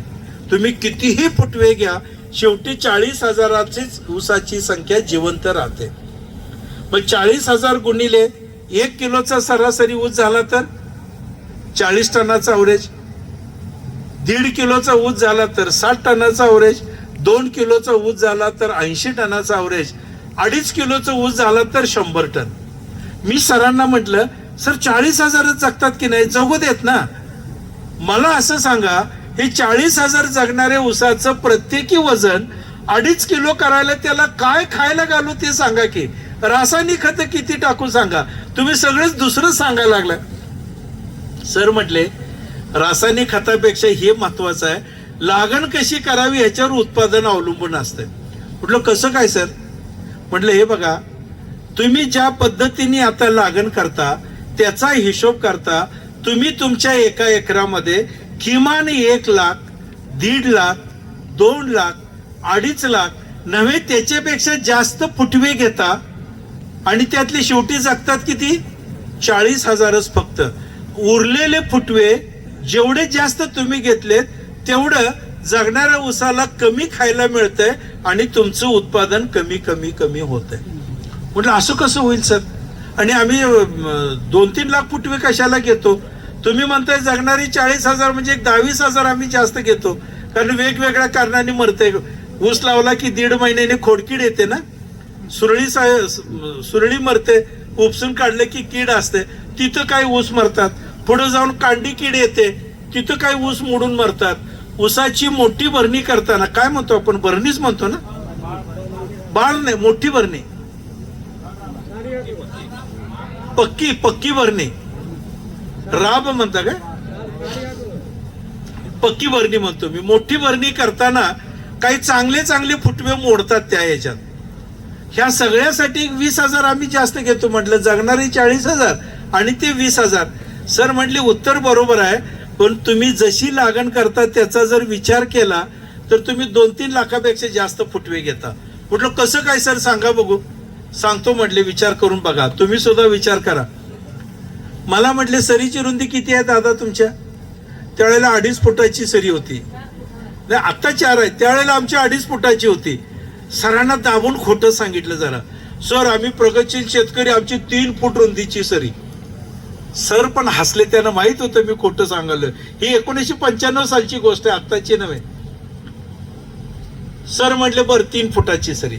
मला एक सांगा म्हटले, एका एकरामध्ये 3 फुटांनी जर सरी काढली तर त्या सगळ्या ज्या सऱ्या निघतात त्याची एकूण लांबी किती भरेल? म्हटलं असं कसं सांगताय? ट्रॅक्टरने सरी सोडली की रानात जायला पाहिजे, मोजायचा टेप न्यायचा, प्रत्येक सरीचं अंतर मोजायचं, कागदावर लिहून त्याची बेरीज केल्यावर मग कळणार एकूण सरी किती. सर म्हटले असं करायची गरज नाही, इथं बसून करता येते. मला माहित नव्हतं ते. कागदावर लिहा म्हटले, एकराचं क्षेत्रफळ किती आहे ते लिहा. एका एकराचं क्षेत्रफळ मी लिहिलं 43,560 चौरस फूट. बरोबर आहे ना? त्याला म्हटले किती फुटाची रुंदीची सरी काढायची ती आकड्याने त्याला भागा. येणारं उत्तर म्हणजे एकूण सरीची लांबी. मी 3 फुटाची सरी म्हणून 3 फुटांनी त्याला भागलं, उत्तर आलं 14,520 रनिंग फूट. सर म्हटले असं करा, 15,000 फूट गृहीत धरा. लिहा म्हटले वैद 15,000 फूट लांबीची सरी निघाल्या. बघा विशेष आहे. मला म्हटले किती डोळ्याचं टिपरं करता? मी म्हटलं 3 डोळ्याचं टिपरं. आणि कसं लावता म्हटलं? टक्कर पद्धतीने. खोटं सांगायचं चाललं होतं. लावत होतो आम्ही 2-2 टिपरे एकत्र करून मग टक्कर करायची. किमान 3 टन 3.5 टन 4 टन बियाणं जमिनीत घालायचं. आमच्या स्पर्धा होत्या. संध्याकाळी लागण झाली की एकमेकाला विचारायचं किती टन बियाणं. तो म्हणणार दादा या वर्षी 3 टन बियाणं संपलंय बरं का, 30 टन ॲव्हरेज नक्की निघणार. दुसरा म्हणणार दादा आमचं 3.5 टन बियाणं संपलंय, 35-40 टन ॲव्हरेज नक्की निघेलच की. एखादा म्हणणार हुशार शेतकरी लय सगळी यंत्रणा असणारा, दादा 4 टन बियाणं घातलंय बघा, 40-50 टन ॲव्हरेज निघायलाच पाहिजे. म्हणजे आमच्या डोक्यात होतं जेवढे जास्त बी जमिनीत घालू तेवढं उत्पादन चांगलं, जेवढे सरी लहान करू तेवढं उत्पादन चांगलं. सर म्हटले आता हिशोब करून बघा, नैसर्गिकरित्या फक्त 40,000 ऊस जगतात एवढं पक्क लक्षात ठेवा. बर म्हटलं सर, 15,000 फूट लांबीची सरी काढली आहे, 3 डोळ्याचं टिपरं, तुम्ही म्हणता टक्कर पद्धतीने लावता. मला सांगा म्हटलं 3 डोळ्याची टिपऱ्याची लांबी किती. मी म्हटलं 8-9 इंच. बरं म्हटले चांगलं बियाणे असं गृहीत धरा 1 फुटाचं 1 टिपरं टक्कर पद्धतीने लावता म्हणजे 1 फुटाला 1 टिपरं बसतंय. 15,000 फूट लांबी आहे म्हणजे किती टिपरं बसणार. मी म्हटलं 15,000. लिहा म्हटले वैत 15,000 टिपरे लावले. टिपरे लक्षात आले ना बी. परत प्रश्न विचारला 1 टिपऱ्याला डोळे किती. मी म्हटलं 3 असतात. मग 15,000 टिपरे लावलेत म्हणजे एकूण किती डोळे लावतो आपण 1 एकरात. 15 त्रिका 45,000 डोळे लावतो. लिहा म्हटले वैत 45,000 डोळे लावले. आणि एक महत्वाचा प्रश्न विचारला, हे लावलेले 45,000 डोळ्यापैकी किती उगवतात. हा म्हटलं सगळं उगवतंय, उगवायची काय अडचण नाही. आता 2-2 टिपरे आम्ही लावलेले 3-3.5 टन बियाणं घातलेलं, त्यातलं उगवलं किती मेलं किती कधीच कळत नाही. जरा गॅप दिसली की आणि 22 मोळे आणायचे तुकडं करून घालायचंच त्यात. म्हटलं उगवायचं काय प्रॉब्लेम नाही आमच्याकडं. सर म्हटले असं नसतंय दादा, अडसाली लागण केली जून जुलै ऑगस्ट मधली तर 80 ते 85% उगवण होते. फार चांगलं म्हणजे 90%, ह्याच्यापेक्षा जास्त उगवण होत नाही. या सर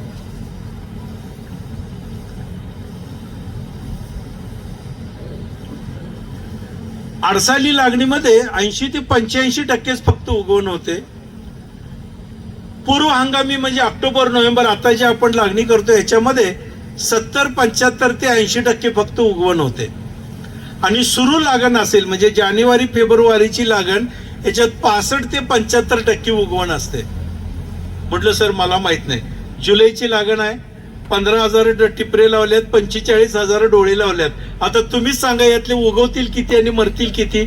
सर म्हटले यातले 5,000 डोळे नक्की उगवणार नाहीत. मी लगेच वजा केले, 45,000 डोळे वजा 5,000 म्हटलं राहिले 40,000. सर म्हटले आता हे 40,000 डोळे उगवलेत असं समजा. मला पण बरं वाटलं, चला 40,000 डोळे उगवले. सरांनी लगेच पुढचा प्रश्न विचारला, आपण सुद्धा विचार करून सांगा, ह्या उगवलेल्या 40,000 डोळ्यांना प्रत्येक डोळ्याला काही फुटवे येतात. नंतर मला सांगा म्हटले तुमच्याकडे 1-1 डोळ्याला किती किती फुटवे येतात. किती येतात आपल्याकडे एका डोळ्याला फुटवे. 5-6. कुणी जास्त बघितलेत का एका डोळ्याला फुटवे. 5 फुटवे तरी येतात. पहिला आलेला कोंब त्याला काय म्हणता, जेठा कोंब, आणि 5 फुटवे असे झाले 6. 40,000 उगवलेत. 40,000 गुणिले 6 म्हणजे किती फुटवे झाले. मी म्हटलं 2,40,000 झाले. जगणारे किती यातले 40,000. 2,40,000 जगणारे 40,000 वजा करा, राहिले किती 2 लाख राहिले. सर म्हटले ह्या राहिलेल्या 2 लाख फुटव्यांचं तुम्ही काय करता. काय करतो आपण. मी विचार करायला लावलो, खरंच की 3 फुटाच्या सरीत दाट लागण केली तर 2-2.5 लाख फुटवे येतात. ही म्हणतात तसं जगणारी 40,000, राहिलेले 2 लाख फुटव्याचा मी काय करतो. मी विचार करायला लागलो. सर म्हटले दादा विचार करू नका, हे तुम्हाला माहित नाही. मी सांगतो म्हटले काय होतंय. 2,40,000 पैकी शेवटपर्यंत जगणारे 40,000 आणि राहिलेले 2 लाख तुम्ही जमिनीमध्ये टाकलेले रासायनिक खत, जीवाणूंनी कष्ट करून तयार करून ठेवलेलं रासायनिक खत, हे दोघंही समान पद्धतीने खातात आणि वाढत वाढत वाढत जातात. 6-7-8 महिने झाले की तिथं प्रचंड गर्दी होते. इतकी गर्दी होते की प्रत्येक उसाला वरून सूर्यप्रकाश मिळत नाही. मी म्हटलं सूर्यप्रकाशाचं काय काम आहे इथं, खायला घातलं की काम झालं. ते म्हटले नाही, हे समजावून घ्या. टाकलेली खतं जीवाणूंनी तयार करून ठेवल्यानंतर योग्य स्थितीमध्ये ऊस ती रासायनिक खतं उचलून घेतंय. ऊसाच्या खोडामध्ये हे रासायनिक खत जातंय, अन्न म्हणूया आपण त्याला. खोडात अन्न गेलं, रासायनिक खत गेलं म्हणजे त्याच्यावर ऊसाची वाढ होत नाही. आत गेलेलं खत विभागून प्रत्येक ऊसाच्या प्रत्येक पानामध्ये, हिरव्या पानामध्ये हे खत पाठवलं जातंय. विभागून प्रत्येक हिरव्या पानात खत जातंय. हिरव्या पानात खत गेलं म्हणजे त्याच्यावर वाढ होते का ऊसाची? नाही. ह्या पानामध्ये आता खत आलंय, हवेतनं कार्बन डायऑक्साईड वायू हे शोषून घेतंय. आलेलं रासायनिक खत पाण्यातनं हायड्रोजन घेतंय, अजून ऑक्सिजन घेतंय आणि हवेतनं कार्बन डायऑक्साईड घेतंय. हे सगळ्याचं मिश्रण त्या पानात होतंय. मी म्हटलं सर त्या पानाची जाडी किती, तिची रुंदी किती, लांबी किती, त्यात काय काय घडतंय, हे सगळं घडतंय. म्हटले तुम्हाला काय करायला लागत नाही, हे सगळं निसर्ग करत असतो. हिरव्या पानात या सगळ्यांचं मिश्रण तयार होतंय. ह्या मिश्रणावर सुद्धा ऊसाची वाढ होत नाही जोपर्यंत या पानावरती वरून सूर्यप्रकाश पडत नाही. सूर्यप्रकाशाच्या मदतीने प्रकाश संश्लेषण क्रिया होते. इंग्रजीत त्याला फोटोसिंथेसिस असं म्हणतात. मग ह्या अन्न घटकाचं रूपांतर ग्लुकोज मध्ये होते असं समजा, नाव ठेवू आपण त्याला ग्लुकोज. हे तयार झालेलं अन्न पानातनं पाठीमागे येऊन ऊसाच्या शेंड्यापासून खाली मुळ्यांपर्यंत पाठवलं जातंय. त्याच्यावरती ऊसाची वाढ होते. किती किती घटना घडतात बघा. आपण खतं टाकली, जीवाणूंनी काम केलं, योग्य स्थितीमध्ये ऊसाने ते उचलून घेतलं, विभागून हिरव्या पानात आलं, हवेतनं कार्बन डायऑक्साईड वायू घेतला, पाण्यातनं हायड्रोजन ऑक्सिजन घेतलं. पण त्याच्यावर ज्या वेळेला सूर्यप्रकाश पडला त्यावेळेला अन्नाचं पचन झालं, ग्लुकोज मध्ये रूपांतर झालं, ते पाठीमागं येऊन सगळ्या ऊसामध्ये पाठवलं गेलं, मग ऊसाची वाढ झाली. ह्यात सगळ्यात महत्वाचा घटक कोणता? सूर्यप्रकाश. प्रत्येक पानावरती सूर्यप्रकाश आला पाहिजे. आता ऊसाची गर्दी एवढी झाली आहे, 3 फुटाची सरी, ऊसाचं एक एक पान 4-5 फूट लांबीचं, इकडच्या उळीतलं ऊसाचं पान इकडे येऊन टेकतंय आणि इकडच्या उळीतलं पान इकडे येऊन टेकतंय. ही सगळी पानं एकमेकावरती येतात. सगळ्या पानांना सूर्यप्रकाश मिळेल का? नाही मिळणार. वरच्या पानांना सूर्यप्रकाश मिळाला, ज्या ऊसाचं ते पान आहे त्याला भरपूर खायला मिळालं. खालच्या पानानं सूर्यप्रकाश कमी कमी मिळत गेला, त्याचं अन्न कमी कमी तयार झालं. ज्या ऊसाला कमी खायला मिळाले त्याची वाढ पण कमी झाली. काही मोठे झाले, काही लहान राहिले. मोठ्याची सावली अजून लहान ऊसावरती पडली, त्याला सूर्यप्रकाश मिळाला नाही. खायला भरपूर मिळालंय पण केवळ सूर्यप्रकाश मिळाला नाही किंवा कमी मिळाला म्हणून त्याची वाढ खुंटली आणि 6-7-8 महिन्यानंतर सूर्यप्रकाश मिळाला नाही म्हणून ते जगायचा आटोकाट प्रयत्न करून शेवटी दम तोडून मरून गेला. किती मरणारे आहेत हे? 2 लाख आहेत. जगणारे 40,000 आणि मरणारे 2 लाख आहेत. मरणारे आपोआप मरतात, त्याला आपल्याला काहीही खर्च करायला लागत नाही, आपोआप मरतात. मी म्हटलं सर ते आपोआप मरतात तर मरू देत ना, जगणाऱ्यांचं काय करायचं सांगा, त्याला काय खायला घालू ते सांगा की, रासायनिक खते लिहून द्या. ते म्हटले दादा मरणाऱ्यांचं जोपर्यंत तुम्हाला गणित कळत नाही तोपर्यंत जगणाऱ्यांचं वजन वाढणार नाही. मी म्हटलं कसं काय? लक्षात घ्या म्हटले, हे जेवढे दिवस जगले तेवढे दिवस तुम्ही जमिनीत टाकलेलं अन्न, त्यांनी जीवाणूंनी तयार करून ठेवलेलं अन्न त्यांनी सुद्धा खाल्लंय. जगण्याचा आटोकाट प्रयत्न केला, सूर्यप्रकाश मिळाला नाही म्हणून ते मरून गेले. त्याने जगेपर्यंत जेवढे दिवस जगले तेवढं अन्न खाऊन मेलेत म्हणून त्यांना खाऊन मरणारे फुटवे असं म्हणतात. जगणारे 40,000 आहेत आणि खाऊन मरणारे किती आहेत? 2 लाख आहेत. यांचं जर प्रमाण काढलं, जगणारे 40,000 1 पट असतील तर खाऊन मरणारे त्याच्या 5 पट आहेत. 2 लाख म्हणजे जगणारी 1 पट आणि खाऊन मरणारे 5 पट. तुम्ही जेवढं काही खत टाकणार जगणाऱ्याला 1 पटीनं खायला मिळणार आणि खाऊन मरणारी किती खाणार? 5 पटीने अन्न खाणार. समजा मी 12 पोती खत टाकलंय, रासायनिक खत, एका पोत्याचं वजन 50 किलो, 12 पोत्याचं वजन 600 किलो झालं. 600 किलो खत टाकले, जीवाणूने अहोरात्र कष्ट करून सगळंच खत तयार करून ठेवलं. असं घडत नाही, पण आपण समजूया 600 किलो खत तयार आहे. जगणारी 1 पट आहेत, खाऊन मारणारी 5 पट आहेत. प्रत्येकाला किती मिळेल? जगणाऱ्याला फक्त 100 किलो हिशाला येईल आणि 500 किलो अन्न हे खाऊन मारणारे फुटवे खातील आणि शेवटी मरून जातील. विचार करा, 600 किलो आपण खत टाकलंय, त्यातलं 500 किलो अन्न आपलं वाया जातंय. जगणाऱ्याला बिचाराला 100 किलो खायला मिळतंय. मग त्याचं उत्पादन किती देतंय? 20 टन, 25 टन, 30 टन, 40 टन, झालं, संपला विषय. खत टाकलेल्याचं आपल्याला समाधान, पण जगणाऱ्या ऊसाला खायला मिळालंय का? नाही, कमी मिळालं. म्हणून खाऊन मरणारे फुटवे जेवढे जास्त तेवढं उत्पादन कमी. रासायनिक तुम्ही कितीही जास्त टाकलं तर खाऊन मरणारेच खाणार आहेत. मग काय केलं पाहिजे? खाऊन मरणाऱ्या फुटव्यांची संख्या कमी करा. कितीपर्यंत आणायची कमी? 2 लाखावरनं फक्त 20,000वर आणा. जगणारी 40,000 आणि हे ज्यादा लागणारी 20,000, असं 60,000 फुटवे पाहिजे. 2 लाखातनं 20,000 पर्यंत जर आपण खाली आलो तर 1,80,000चं खत जे शिल्लक राहतंय ते कुणाला खायला मिळेल? जगणाऱ्यांना खायला मिळेल. 100 किलो खाऊन जर ते आपल्याला 25-30 टन उत्पादन देत असेल, त्याला जर अजून 200 किलो खायला मिळालं तर नक्की उत्पादन वाढेल. उत्पादन वाढीसाठी रासायनिक खतं किती जास्त टाकायची याचा विचार करू नका. दिलेलं खत जगणाऱ्या ऊसाला कसं खायला मिळते हे बघा. म्हणून सूत्र असं ठरलं की आता तुम्ही जेवढी रासायनिक खतं तेवढीच द्या, पण ती जगणाऱ्याला खायला मिळायला पाहिजे. याच्यासाठी खाऊन मारणाऱ्या फुटव्यांची संख्या करा, आपोआप ऊसाचं उत्पादन वाढेल. ऊसाचं उत्पादन वाढीसाठी महत्वाचं सूत्र, एका एकरामध्ये 50 ते 60,000 फुटवे घ्या. 20 ते 30,000 फुटवे वेगवेगळ्या कारणांनी मरतील. खोडकीड आहे, कांडी कीड आहे, भरणी करताना काय मरतील. राहिलेले 40,000 तुम्ही दिलेलं खत त्यांनाच खायला मिळेल. आपोआप 100 टनावरती जाईल. 100 टनासाठी रासायनिक खताच्या मात्रा वाढवायच्या नाहीत, फक्त खाऊन मरणाऱ्या फुटव्यांची संख्या कमी करा. तुम्हाला आम्हाला अजून पण असं वाटतंय ऊस असा दाट आला पाहिजे.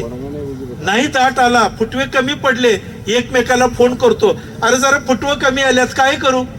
तो पण तिकडनं लगेच सांगतोय, अरे जेटा मोडून काढ की पाहिजे तेवढं फुटवं. दुसऱ्या दिवशी एक कलमी कार्यक्रम, सगळ्या ऊसाचे जेटा मोडून काढायचा. जेटा मोडल्यावर काय खाल्लं? भरपूर फुटवे आले म्हटले की असमाधान, रात्री झोप निवांत. पण जेवढे फुटवे जास्त तेवढं काय होणार आहे? खाऊन मरणाऱ्यांची संख्या जास्त. जेवढे खाऊन मरणारे जास्त तेवढं उत्पादन आपोआप कमी.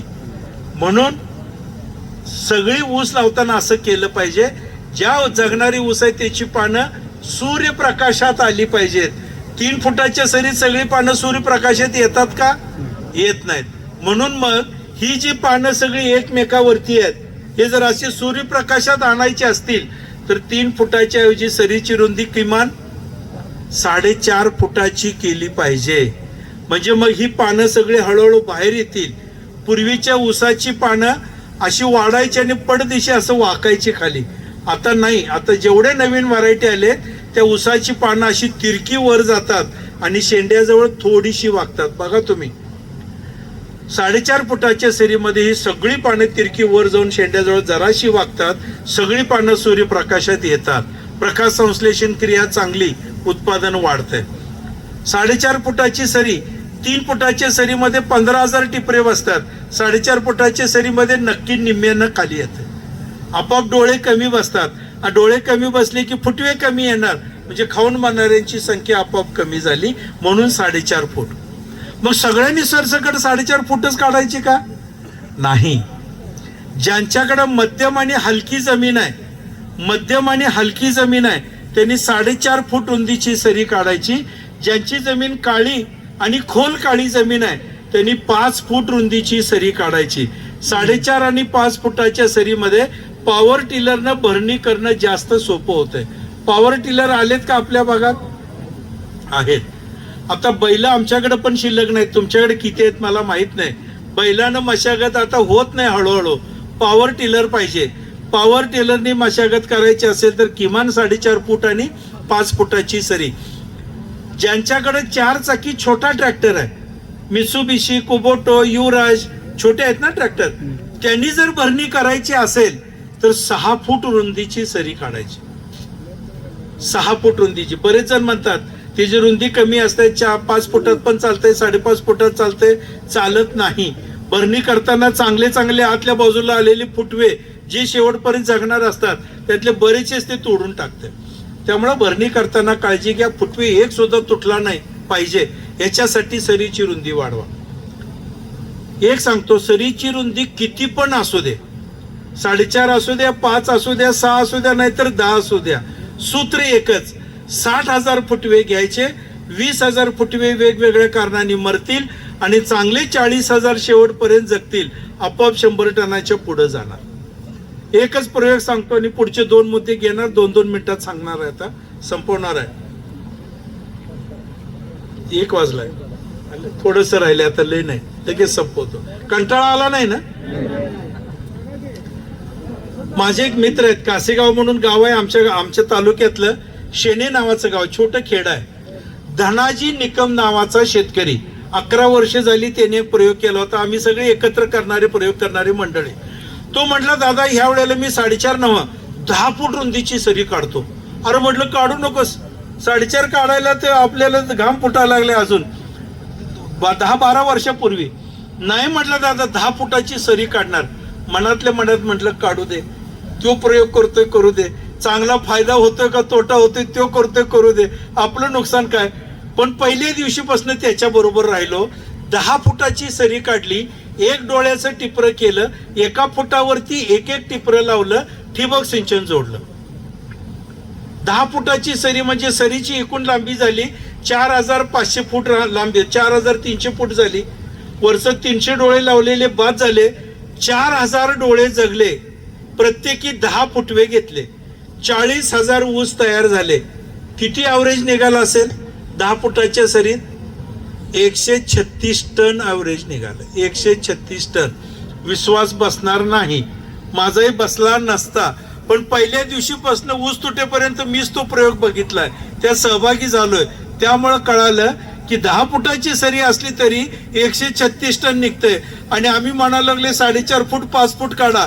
मगाशी दादा म्हटले आमची 4 फुटाची सरी काढा. आता डोळे झाकून काढा, बंद करा 4 फूट 3.5 फूट सगळं बंद करा. किमान 4.5 फुटाची सरी, 5 फुटाची सरी काढा, काहीही फरक पडत नाही. एकच सूत्र लक्षात ठेवायचं, सरीची रुंदी किती पण असू द्या, 60,000 फुटवे घ्यायचे, 20,000 फुटवे वेगवेगळ्या कारणाने मरतील, 40,000 शेवटपर्यंत जगतील. जे तुम्ही खत दिले त्यालाच खायला मिळेल. आपोआप 100 टनाच्या पुढे उत्पादन जाईल. साधं आणि सोपं. इथून पुढं प्रत्येकाने सरी काढताना मध्यम आणि हलक्या जमिनीत 4.5 फूट, खोल काळ्या जमिनीत 5 फूट, हे 2च लक्षात ठेवा. टिपरं लावताना, आडसाली लागण करताना 1 डोळ्याचं टिपरं औषधात बुडवून 1.5 फुटावरती 4.5 फुटात 1 डोळ्याचं टिपरं लावायचं. 5 फुटाची सरी असली तर 1.25 फुटावरती 1 डोळ्याचं टिपरं लावायचं, औषधात बुडवून लावायचं. पूर्व हंगामी लागण ऑक्टोबर-नोव्हेंबरची लागण असेल तर 2 डोळ्याचं टिपरं करायचं, औषधात बुडवून 6 ते 8 इंच 2 टिपऱ्यामधलं अंतर ठेवून लागण करायची. सुरूची लागण असेल जानेवारी-फेब्रुवारी 2 डोळ्याचं टिपरं करा.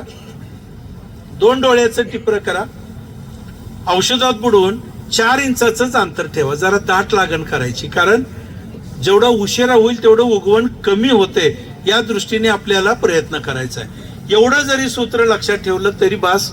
मगाशी कोणीतरी उल्लेख केला बाळ बांधणी.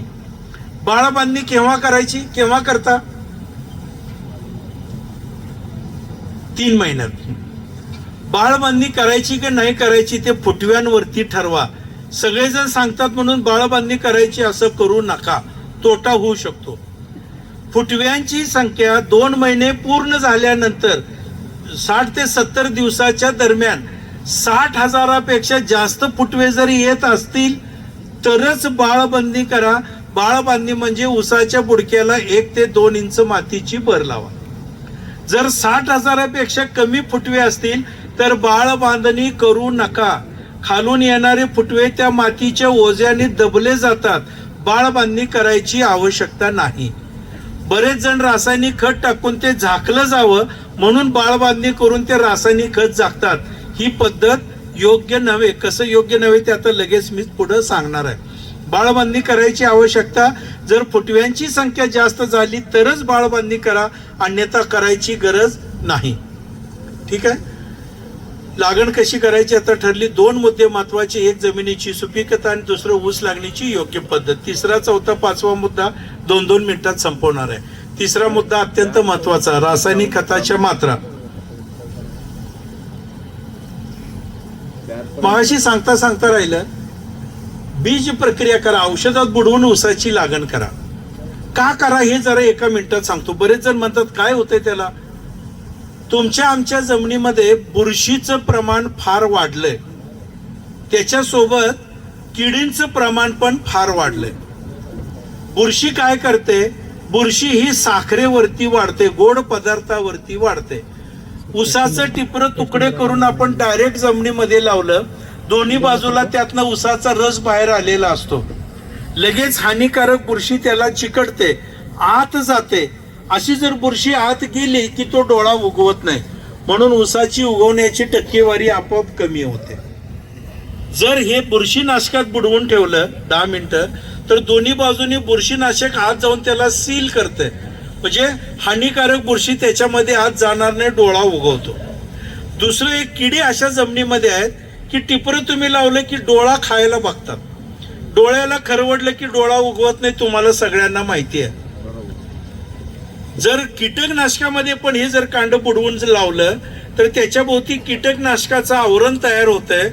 8-10 दिवस ते कीटकनाशक तिथं राहिलं, त्याच्या वासाने ती कीड त्याच्या जवळ जात नाही, त्यामुळं त्याला खरवडत नाही, आपोआप तो डोळा उगवतो. म्हणून एक बुरशीनाशक आणि एक कीटकनाशक याच्यामध्ये डोळा बुडवायचा, 10 मिनिटं ठेवायचा.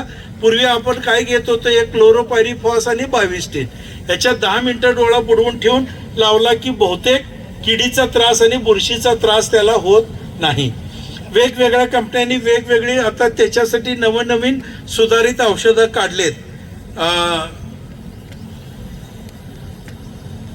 इलेक्ट्रॉन काय UPL कंपनीने सुद्धा बेन प्रक्रियासाठी एक काढलंय इलेक्ट्रॉन मध्ये. म्हणून याच्यामध्ये बुरशीनाशक पण आहे, कीटकनाशक आहे, एकत्रित आहे. त्याची किंमत वगैरे बघून घ्या. आणि साहेब आता प्रोजेक्टच राबवणार आहे, त्यामुळे ते सुद्धा उपलब्ध करतील. त्याप्रमाणे त्याच्यामध्ये हे बुडवून त्याची लागण करावी.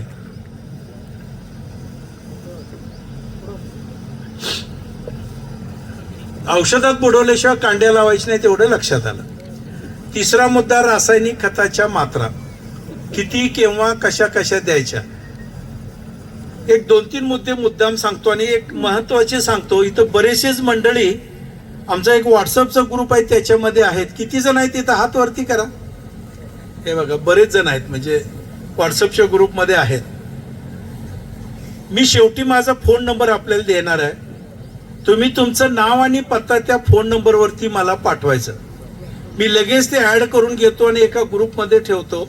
रासायनिक खताच्या मात्रा अडसालीसाठी कोणत्या, पूर्वांगामासाठी कोणत्या, सुरूसाठी कोणत्या, खोडव्यासाठी कोणत्या, हे सगळा चार्ट मी तुम्हाला मोबाईलवरती पाठवतो. मोबाईल प्रत्येकाच्या खिशात आहे, खिशात उघडून बघता येते. ज्यांच्याकडे तसा मोबाईल नाही त्यांनी नलवडे साहेबांशी संपर्क साधा, त्याचे प्रिंट काढून ते देतील, त्याचे झेरॉक्स काढून घ्या, आपल्याला हातात तो चार्ट मिळेल. सोपं गणित आहे. काही फवारण्या करायला लागतात, त्या फवारण्यांचा चार्ट सुद्धा त्या मोबाईलवरती पाठवतो. पाण्याचं नियोजन कसं असावं त्याचाही चार्ट तुम्हाला त्याच्यावरती पाठवतो. अजून एक सोपं गणित म्हणजे माती परीक्षणानुसार रासायनिक खताच्या मात्रा ठरवायच्या असतात, तोही चार्ट त्याच्यावरती पाठवतो. सगळ्या गोष्टी आपल्याला मिळतील. अजून एक सोपं गणित केले माझे चिरंजीव कॉम्प्युटर इंजिनियर आहेत सर, त्यांनी एक ॲप्लिकेशनच तयार केलंय. संजीव माने असं त्याचं नाव आहे. ह्याच मोबाईलवरती प्ले स्टोअर नावाचं एक असतंय, त्याच्यावर जाऊन ते तुम्ही नाव माझं टाईप केलं की एक ॲप्लिकेशन डाउनलोड होतंय. अत्यंत फुकट आहे, कमी ताकदीचं आहे, त्यामुळे लगेच डाउनलोड होतंय. त्याच्यामध्ये कारखान्याचं नाव लिहायचं, तुमचं नाव लिहायचं, लागणीची तारीख लिहायची, लागण आहे का खोडवा आहे ते लिहायचं, ड्रीप आहे का पाट पाणी आहे ते लिहायचं आणि लागणीची तारीख एकदा लिहून कॅल्क्युलेशन केलं की वर्षभरासाठी कोणत्या दिवशी कुठलं खत कसं वापरायचं ते सगळा चार्ट त्याच्यावरती येतो. किती टन उत्पादन पाहिजे ते त्याच्यात एक लिहायचं आहे. मला 50 टन उत्पादन पाहिजे, 50 टनाचा चार्ट येतो. 70 टन पाहिजे, 70 टनाचा चार्ट येतो. 100 टन पाहिजे, 100 टनाचा चार्ट येतो. आपल्या खिशात राहते, लगेच उघडून बघता येते. एवढंच नव्हे, उद्या काय खत टाकायचं आहे आदल्या दिवशी त्याचा मेसेज तुम्हाला येतो, रिमाइंडर येतंय की उद्या तुम्हाला हे करायचं आहे, फवारणी करायची आहे, हे करायचं आहे. हे सगळं कळतंय आणि हे सगळं फुकट आहे, मोफत आहे. मोबाईलवरती तेवढं डाउनलोड करून घेतलं तर लगेच ते सुद्धा कळेल. या दृष्टीने की सगळ्यांना ही माहिती आपल्या खिशात असावी, पाहिजे त्यावेळेला ती बघायला मिळावी म्हणून एवढं सगळा तो व्याप केला. रासायनिक खतं किती द्यायची याच्यापेक्षा केव्हा केव्हा द्यायची हे अत्यंत महत्वाचं आहे. ऊसाची लागण करण्यापूर्वी सरीमध्ये रासायनिक खतं टाकून मातीत मिसळून घेऊन मग औषधात बुडवलेलं टिपरं लावायचं. याला म्हणायचं शास्त्रोक्त पद्धत. बेसल डोस देऊन लागण केली. किती जण असं करतात? हात वरती करा. रासायनिक खत अगोदर टाकून मातीत मिसळून मग लागण करतात. बघा, 1 2 3 4 5 6 7 8 एवढेच हात वरती झाले. 5-7 हजार लोक त्याच्यात हात 2-4च वरती. अत्यंत चुकीचं आहे. रासायनिक खत टाकून मग लागण करणे किंवा तेच रासायनिक खत लागण करून 1 महिन्याने देणे, दोन्हीचा खर्च सारखा. उत्पादनात 25 ते 30% घट येते, शास्त्रज्ञांनी सिद्ध केलेलं आहे. रासायनिक खत जी देणार सर लागणीच्या अगोदर देणे किंवा तीच रासायनिक खत नंतर देणे एवढ्यात फरक पडतो 25 ते 30%. उत्पादन वाढीचं सगळ्यात पहिलं सूत्र, कोणत्याही परिस्थितीत कितीही गडबड असू द्या, गडी कितीही त्रास देऊ द्यात, लागण करण्यापूर्वी सरीमध्ये रासायनिक खत टाकून मातीत मिसळून घेऊन मगच लागण करायची. 1 नंबरचं एवढं लक्षात ठेवा. रासायनिक खत टाकले, मातीत मिसळलंय आणि गडीच लावण करायला आले नाहीत, मग काहीही त्यातलं वाया जात नाही. रासायनिक खत टाकून घ्या, मिसळून घ्या, 8 दिवसांनी गडी लावायला उद्या चालतंय, काही चिंता करू नका. रासायनिक खत टाकून मातीत मिसळणे. लागणीच्या अगोदर आडसाली लागण असेल तर 2 पोती DAP, 1 पोतं ते 1.5 पोतं पोटॅश घ्यायचं. पूर्व हंगामी लागण असेल 1.5 पोतं DAP, 1 पोतं पोटॅश घ्यायचं. सुरू लागण असेल 1 पोतं DAP, 1 पोतं पोटॅश घ्यायचं. हे सरीमध्ये टाकायचं, मातीत मिसळायचं. पुढं काय काय लागणार आहे ते मी सांगणारच आहे.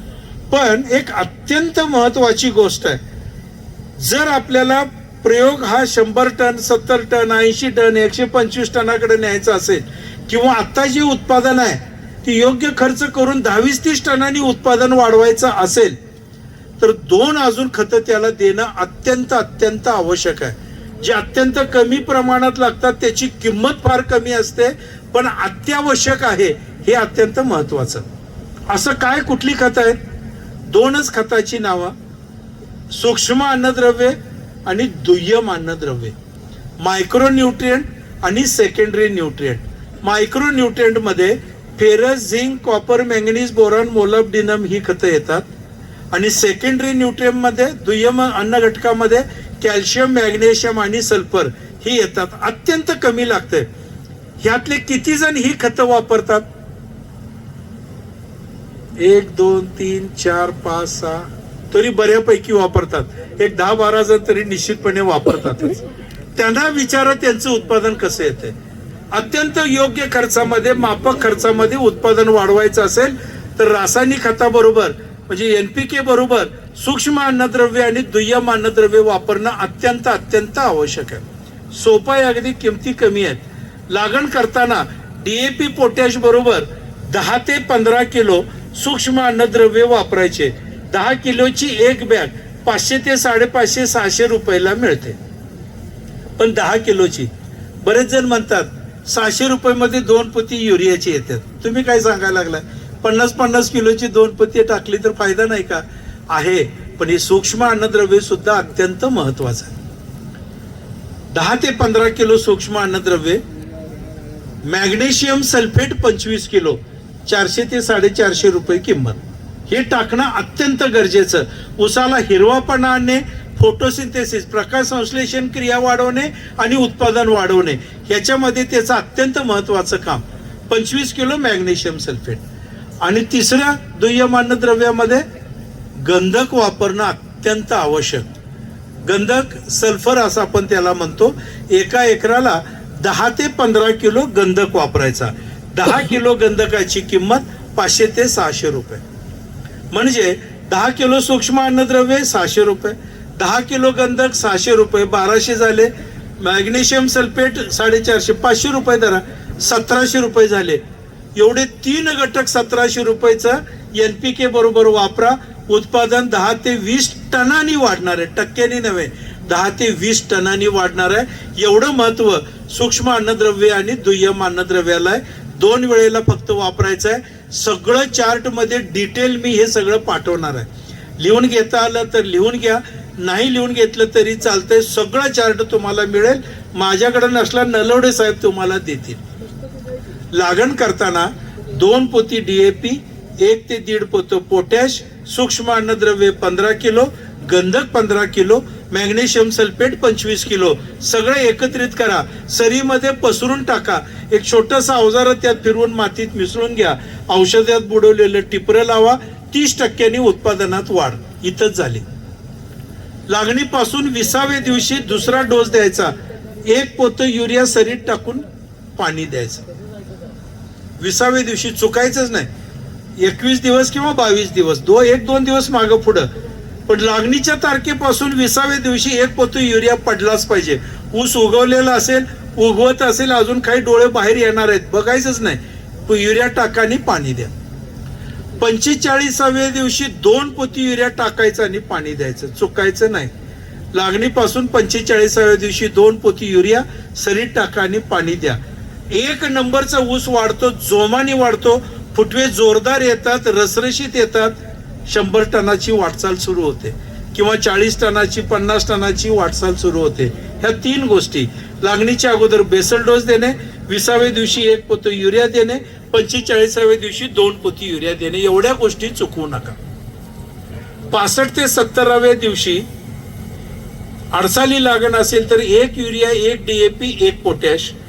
पूर हंगामी असेल तर 1 युरिया, अर्ध DAP, अर्ध पोटॅश. हे एकत्रित करा. टाकून मात्र पाणी देऊ नका. याच वेळेला फक्त एकदा कुदळीने उकरून खत घाला किंवा पारीच्या साह्याने खत घाला. सगळ्यांच्या कपाळावर आट्याच दिसायला लागले एकदम. हे काय भलतं सांगितलं. मगापासून बरंच चाललं होतं, सरीत खत टाका, सरीत खत टाका, पाणी द्या. पारीनं कोण खत घालणार, पार कुठनं आणायची, बरं आणली पार, त्याला मजूर कुठनं आणायचे, कोणी मारायचं, काय करायचं, अवघड आहे. सकाळी चेअरमन साहेबांशी पण चर्चा करताना चाललं होतं. साहेब सारखं म्हणत होते, दादा यांत्रिकीकरण आलं पाहिजे, आता मजूर उपलब्ध होत नाहीत. अगदी बरोबर आहे. त्याच्यामध्ये सुद्धा यांत्रिकीकरण आलंय, पारीनं छिद्र घालायला. पण हे खत खाली का द्यायचं ते सांगतो म्हणजे लक्षात येईल. युरिया टाकला, पाणी दिलं की युरिया 100% पाण्यात विरघळतो. युरियातला नत्र पाण्याबरोबर, पाणी जेवढं खाली गेले तिथपर्यंत खाली जातो, ऊसाच्या मुळ्यांना जाऊन पुरतो, खायला मिळतो ऊसाला. फॉस्फरस, पोटॅश, सूक्ष्म अन्नद्रव्ये, गंधक ही सगळी खतं टाकली, पाणी दिले की पाण्यात विरघळतात, पाण्याबरोबर खाली जायला लागतात. मातीच्या संपर्कात आले की मातीला घट्ट चिटकून बसतात आणि उभी हालचाल त्यांची जास्तीत जास्त 1 ते 2 सेंटीमीटर होते. इंचाच्या भाषेत अर्धा इंच फक्त ते खाली जातात. आपण टिपरस मुळात 1 इंच खाली लावले, त्याच्यामुळे अशा तिरक्या पसरत जातात खाली. अशा तिरक्या खत टाकलेले 1 इंचापर्यंतच खाली जाऊन थांबतंय.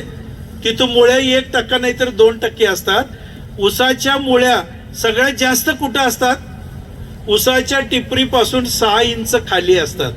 60 ते 70% मुळ्या म्हणजे अन्न खाणारी तोंड टिपरीपासून खाली 6 इंच अंतरावरती आहेत. तुम्ही दिलेलं खत तिथं जाऊन पोचलं पाहिजे. युरिया मात्र पाण्याच्या बरोबर जाऊन तिथं पोचतो. फॉस्फरस, पोटॅश, सूक्ष्म अन्नद्रव्ये, गंधक खाली जात नाही. त्याला व्हर्टिकल मुवमेंट म्हणतात, उभी हालचाल म्हणतात. ते खाली जाऊन पोचत नाही. याच्यासाठी मग पारीच्या साहाय्याने छिद्र काढा, त्याच्यात हे खत टाकून भरा. ते खत आपोआप पसरेल, सगळ्या मुळ्यांना खायला मिळेल, आपोआप उत्पादन वाढेल. नुसते वर्ण टाकून उत्पादन वाढत नाही. या वेळेला एकदाच तेवढं तसं करायचं. ह्याच्यानंतर मोठी भरणी येते. 2 युरिया, 2 DAP, 2 पोटॅश. लक्षातच ठेवायचं, अडसाली लागण 2 युरिया, 2 DAP, 2 पोटॅश. परत एकदा सूक्ष्म अन्नद्रव्य 10 ते 15 किलो, गंधक 10 ते 15 किलो, मॅग्नेशियम 25 किलो हे टाकायचं आणि भरणी पूर्ण करायची, माती लावून घ्यायची. याच्यानंतर खतं टाकायची गरज नसते. खतं टाकायचा कार्यक्रम संपला. 5 वेळेलाच फक्त खतं द्यायची. 2 युरिया, 2 DAP, 2 पोटॅश, सूक्ष्म अन्नद्रव्य 15 किलो, गंधक 15 किलो, मॅग्नेशियम सल्फेट 25 किलो. संपला विषय. लागण झाल्यानंतर 10 ते 12 दिवसांनी एकदा जीवाणू द्यायचे. मोठी भरणी झाल्यानंतर 10 ते 12 दिवसांनी एकदा जीवाणू द्यायचे. दिलेली खतं ऊस पिकाला उपलब्ध करायचं काम हे जीवाणू करणार आहेत. हे अत्यंत महत्वाचं आहे. भरणी झाल्यानंतर उत्पादन वाढीसाठी 1-2-3 वेळेला थोडी थोडी खतं दिली तर अजून जास्त फायदा होतो. भरणी झाल्यानंतर 15 ते 20 दिवसांनी कॅल्शियम नायट्रेट 10 किलो पाट पाण्यातनं सोडा. ड्रीप असेल तर ड्रीपने द्या किंवा आळवणी करा. 200 लिटर पाण्यातनं आळवणी करा. कॅल्शियम नायट्रेटमुळे ऊसाची वाढ अत्यंत जोमाने होते, रोगराई त्याला येत नाही. भरणी झाल्यानंतर दुसऱ्या महिन्यात अर्ध पोतं अमोनियम सल्फेट आणि अर्ध पोतं पोटॅश 200 लिटर पाण्यामध्ये विरघळायचं बॅरलमध्ये. त्याला एक कॉक बसवायचा, चेंबरजवळ बॅरल ठेवायचा, कॉक सोडायचा, पाट पाण्याबरोबर ते जाऊ द्या. सोपा आहे अगदी. अर्ध पोतं अमोनियम सल्फेट, अर्ध पोतं पोटॅश. अर्ध पोत्यापेक्षा जास्त घ्यायचं नाही, एवढंच खत द्यायचं. बघा, शेवटच्या टप्प्यातल्या पेरांची लांबी वाढते, पेरांची जाडी वाढते. विशेष म्हणजे ऊसामध्ये रिकव्हरी वाढते. जेवढी रिकव्हरी वाढेल तेवढं ऊसाचं वजन वाढतंय. त्यामुळे आपल्याला टनेजमध्ये अत्यंत फायदा होतो. 2-3 ऊसाला तुटायला 2 महिने अवकाश असेपर्यंत प्रत्येक महिन्याला एकदा 25 kilo ammonium sulphate, 25 kilo potash द्या. ऊसाची वाढ अत्यंत जोमदार होते. त्यामुळे त्याचा आपल्याला फायदा होतो. एवढीच खतं द्यायची, याच्यापेक्षा जास्त काही द्यायची गरज नाही. अजून एक महत्वाचा विषय राहतो, तणनाशक मारायचं का? बरोबर आहे ना? तणनाशक मारायचं, डोळं झाकून मारायचं. पण तणनाशक खरेदी करताना डोळं उघडं ठेवून खरेदी करायचे. कोणत्या वेळेला काय मारायचं हे आपल्याला माहीत असलं पाहिजे. ऊसाची लागण झाली की दुसऱ्या, तिसऱ्या, चौथ्या दिवशी एक साधं आहे मेट्रीव्हिजन तणनाशक एका पंपाला 40 ग्रॅम किंवा एका एकराला 400 ग्रॅम 15 लिटरच्या 10 पंपामध्ये मिसळून याची फवारणी करायची. तिथून पुढे 2 महिने गोल पानाचं तण उगवत नाही. ज्यांच्याकडे गवत जास्त असेल त्यांना मग पुढे जाऊन ऊस जरा मोठा झाला की मग 2,4-D वगैरे त्यात मिसळून त्याची फवारणी करायची असते. शक्यतो 2,4-D टाळायचा प्रयत्न करायचा. ऊसाची वाढ थोडे दिवस थांबते असं काही तज्ज्ञ मंडळी सांगतात. कंपन्यांनी बऱ्याचशा जाता मेट्रीव्हिजन, 2,4-D किंवा वेगवेगळे अन्न घटक जे ऊसाला त्रास देणार नाहीत अशा प्रमाणामध्ये मिसळून बाजारात आणलेत. ज्याची फवारणी त्यांच्या मार्गदर्शनानुसार जर आपण केली तर निश्चितपणे तण पण उगवणार नाही, ऊसाला पण त्रास होणार नाही. तण उगवल्यानंतर ऊसाच्या उत्पादनात जी तूट होणार आहे ती होणार नाही. त्याचा फायदा चांगल्यापैकी आपल्याला होणार आहे. तण काढायला मजूर फार लागतात, तो सुद्धा आपल्याला वाचेल. मला आताच यांनी सांगितलंय 2,4-D मेट्रीव्हिजन घटक असणारं त्यांचं तणनाशक आहे ट्रिस्केल नावाचं.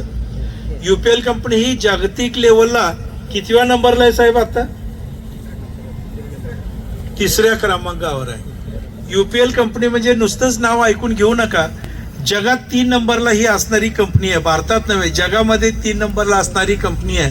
त्यांनी काढलेलं हे ट्रिस्केल आहे. मी हे सगळं सांगण्यापेक्षा तुम्हीच साहेब हे सगळं सांगा, कारण तुम्ही आता प्रोजेक्टच इथं राबवणार आहे. हे स्वतः इथं असणार आहे, त्यामुळे आपल्याला चिंता नाही. या ऊसाचं सगळं पॅकेज यांच्याकडे आपल्याला मिळणार आहे. एवढं तंत्रज्ञान त्यांच्याकडे आहे. त्या दृष्टीने त्यांची मदत आपल्याला सातत्याने घ्यायचीच आहे. तणनाशक मारा, काही अडचणी येत नाही. फक्त कुणीतरी काहीतरी सांगितलंय म्हणून कुठलंही तणनाशक मारू नका, जेणेकरून ऊसाला त्रास होईल असं नको. एवढ्या दृष्टीने प्रयत्न केला की काम होतं. ठिबक सिंचन आपल्या चौथा मुद्दा आहे ते पाण्याचं व्यवस्थापन. उसाला पाणी थोडं थोडं आणि सारखं सारखं लागतं. एकदम तळ्यासारखं पाणी भरून ठेवलं आणि परत महिना दीड महिन्याने पाणी दिलं असं करू नका. थोडं थोडं पाणी आणि सारखं सारखं द्या. साखळी पद्धत बंद करा. लांब सऱ्यांनी पाणी द्या. खोल काळी जमीन असेल तर एक आड एक सरीला पाणी द्या. जेवढ्या लवकर पाणी संपेल, धावतं पाणी जाईल असं पाणी द्या. म्हणजे दुसरं पाणी लवकरच लगेच त्याला देता येईल. स्वतःचं पाणी ज्यांच्याकडे आहे त्यांनी या पद्धतीने पाणी द्यायचं करा. कॅनलचं पाणी असेल तिथं पर्याय नसतो. जेव्हा कॅनल येईल तेव्हाच पाणी द्यायचं आहे. लिफ्ट इरिगेशन असेल तर पर्याय नाही. जेव्हा पाणी येईल तेव्हाच आपल्याला द्यायचं आहे. पण सूत्र काय, उसाला पाणी थोडं थोडं आणि सारखं सारखं लागतंय. मुबलक पाणी भरून ठेवू नका. थोडं थोडं आणि सारखं द्या. शक्य झालं ज्यांचे स्वतःकडे जमीन आहे, स्वतःचं पाण्याची व्यवस्था आहे, त्यांनी ठिबक सिंचन जोडलं तर सगळ्यात जास्त फायदा त्याचा होऊ शकतो. पाचवा मुद्दा आहे पीक संरक्षण. वन्य प्राण्यांचा काही ठिकाणी त्रास होतो. रानडुकरांचा त्रास कुठं आहे का? नाही. विषय म्हटलं काही ठिकाणी आहे. रानडुकरांच्या त्रासासाठी बरेच जण देशी उपाय केलेत, पण त्याच्यापेक्षा सरकार मान्यता प्राप्त झटका मशीन मिळतंय. त्याचं पाहिजे असेल तर 2-4 नंबर आहेत, कुणाला विचारलं तर ते सांगतील.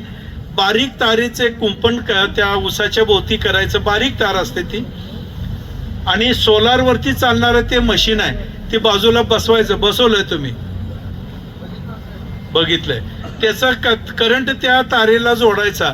1100 व्होल्टचा करंट त्यात येतो, पण ते झटक्याने येत असतो, म्हणून त्याला झटका मशीन असं म्हटलंय. कुठलाही प्राणी तिथे गेला, तारेला त्याचा स्पर्श झाला की त्याला एकदम शॉक बसतो. ते पळून जातंय तिथनं आणि त्याच्या आयुष्यात परत ते त्या तारेजवळ येत नाही. प्राण्यांचं ते वैशिष्ट्य आहे. माणसाने हात लावला तर माणसाला पण शॉक बसणारच आहे, पण आपण लगेच हात बाजूला काढतो, परत त्याला धरत नाही आपण. आपली सुद्धा तीच टेंडन्सी आहे. त्यांनी अपघात झाला, माणूस मेला किंवा अपघाती काहीतरी घडलं असं घडत नाही. त्यामुळं झटका मशीन बसवणं हे सगळ्यात उत्तम आहे. त्याचा खर्च किती, काय किती क्षेत्र ते बघून घ्या. पण वन्य प्राण्यापासून उसाला वाचवायला पाहिजे. आता दुसरं काय तर त्याच्यावर येणारे रोग आणि कीड याचं सुद्धा संरक्षण करायला पाहिजे. ऊस पीक लावलं, ऊसाची लागण झाली की 1.5 महिन्यांनी खोडकीड येते. सुरळी उपसली की त्याच्यात बारीक आळ्या दिसतात. हे होऊ नये म्हणून लागणीच्या वेळेला काही कीटकनाशक आहेत, ती जर रासायनिक खतामध्ये मिसळून टाकली तर ती चालू शकतात. खोडकीड शक्यतो येत नाही. समजा तरी सुद्धा खोडकीड आली तर एक साधं सोपं गणित आहे. 15 लिटरच्या पंपामध्ये 30 मिली सगळ्यात स्वस्त असणारं औषध क्लोरोपायरीफॉस 20% 30 मिली घालायची, फवारणी करायची. 1.5 महिन्याच्या उसाला फक्त 4 पंप लागतात 15 लिटरचे. 60 लिटर पाणी लागतंय. 120 मिली क्लोरोपायरीफॉस याची फवारणी करा, खोडकीड आटोक्यात येते. समजा अजून थोडंसं राहिलंय असं वाटलं तर 20 दिवसांनी दुसरी फवारणी करा. 6 पंप लागतात. 15 90 लिटर पाणी लागतंय. याच्यामध्ये एका पंपाला 25 मिली प्रमाणे किंवा 30 मिली प्रमाणे हमला नावाचं औषध मिळतंय. क्लोरोपायरीफॉस आणि सायपरमेथ्रिन आहे, त्याची फवारणी करा. 100% खोडकीड थांबते. सोपं आहे. अशाच एक 3-4 फवारण्या करायच्या. प्रत्येक वेळेला कीटकनाशक, बुरशीनाशक आलटून पालटून घ्या.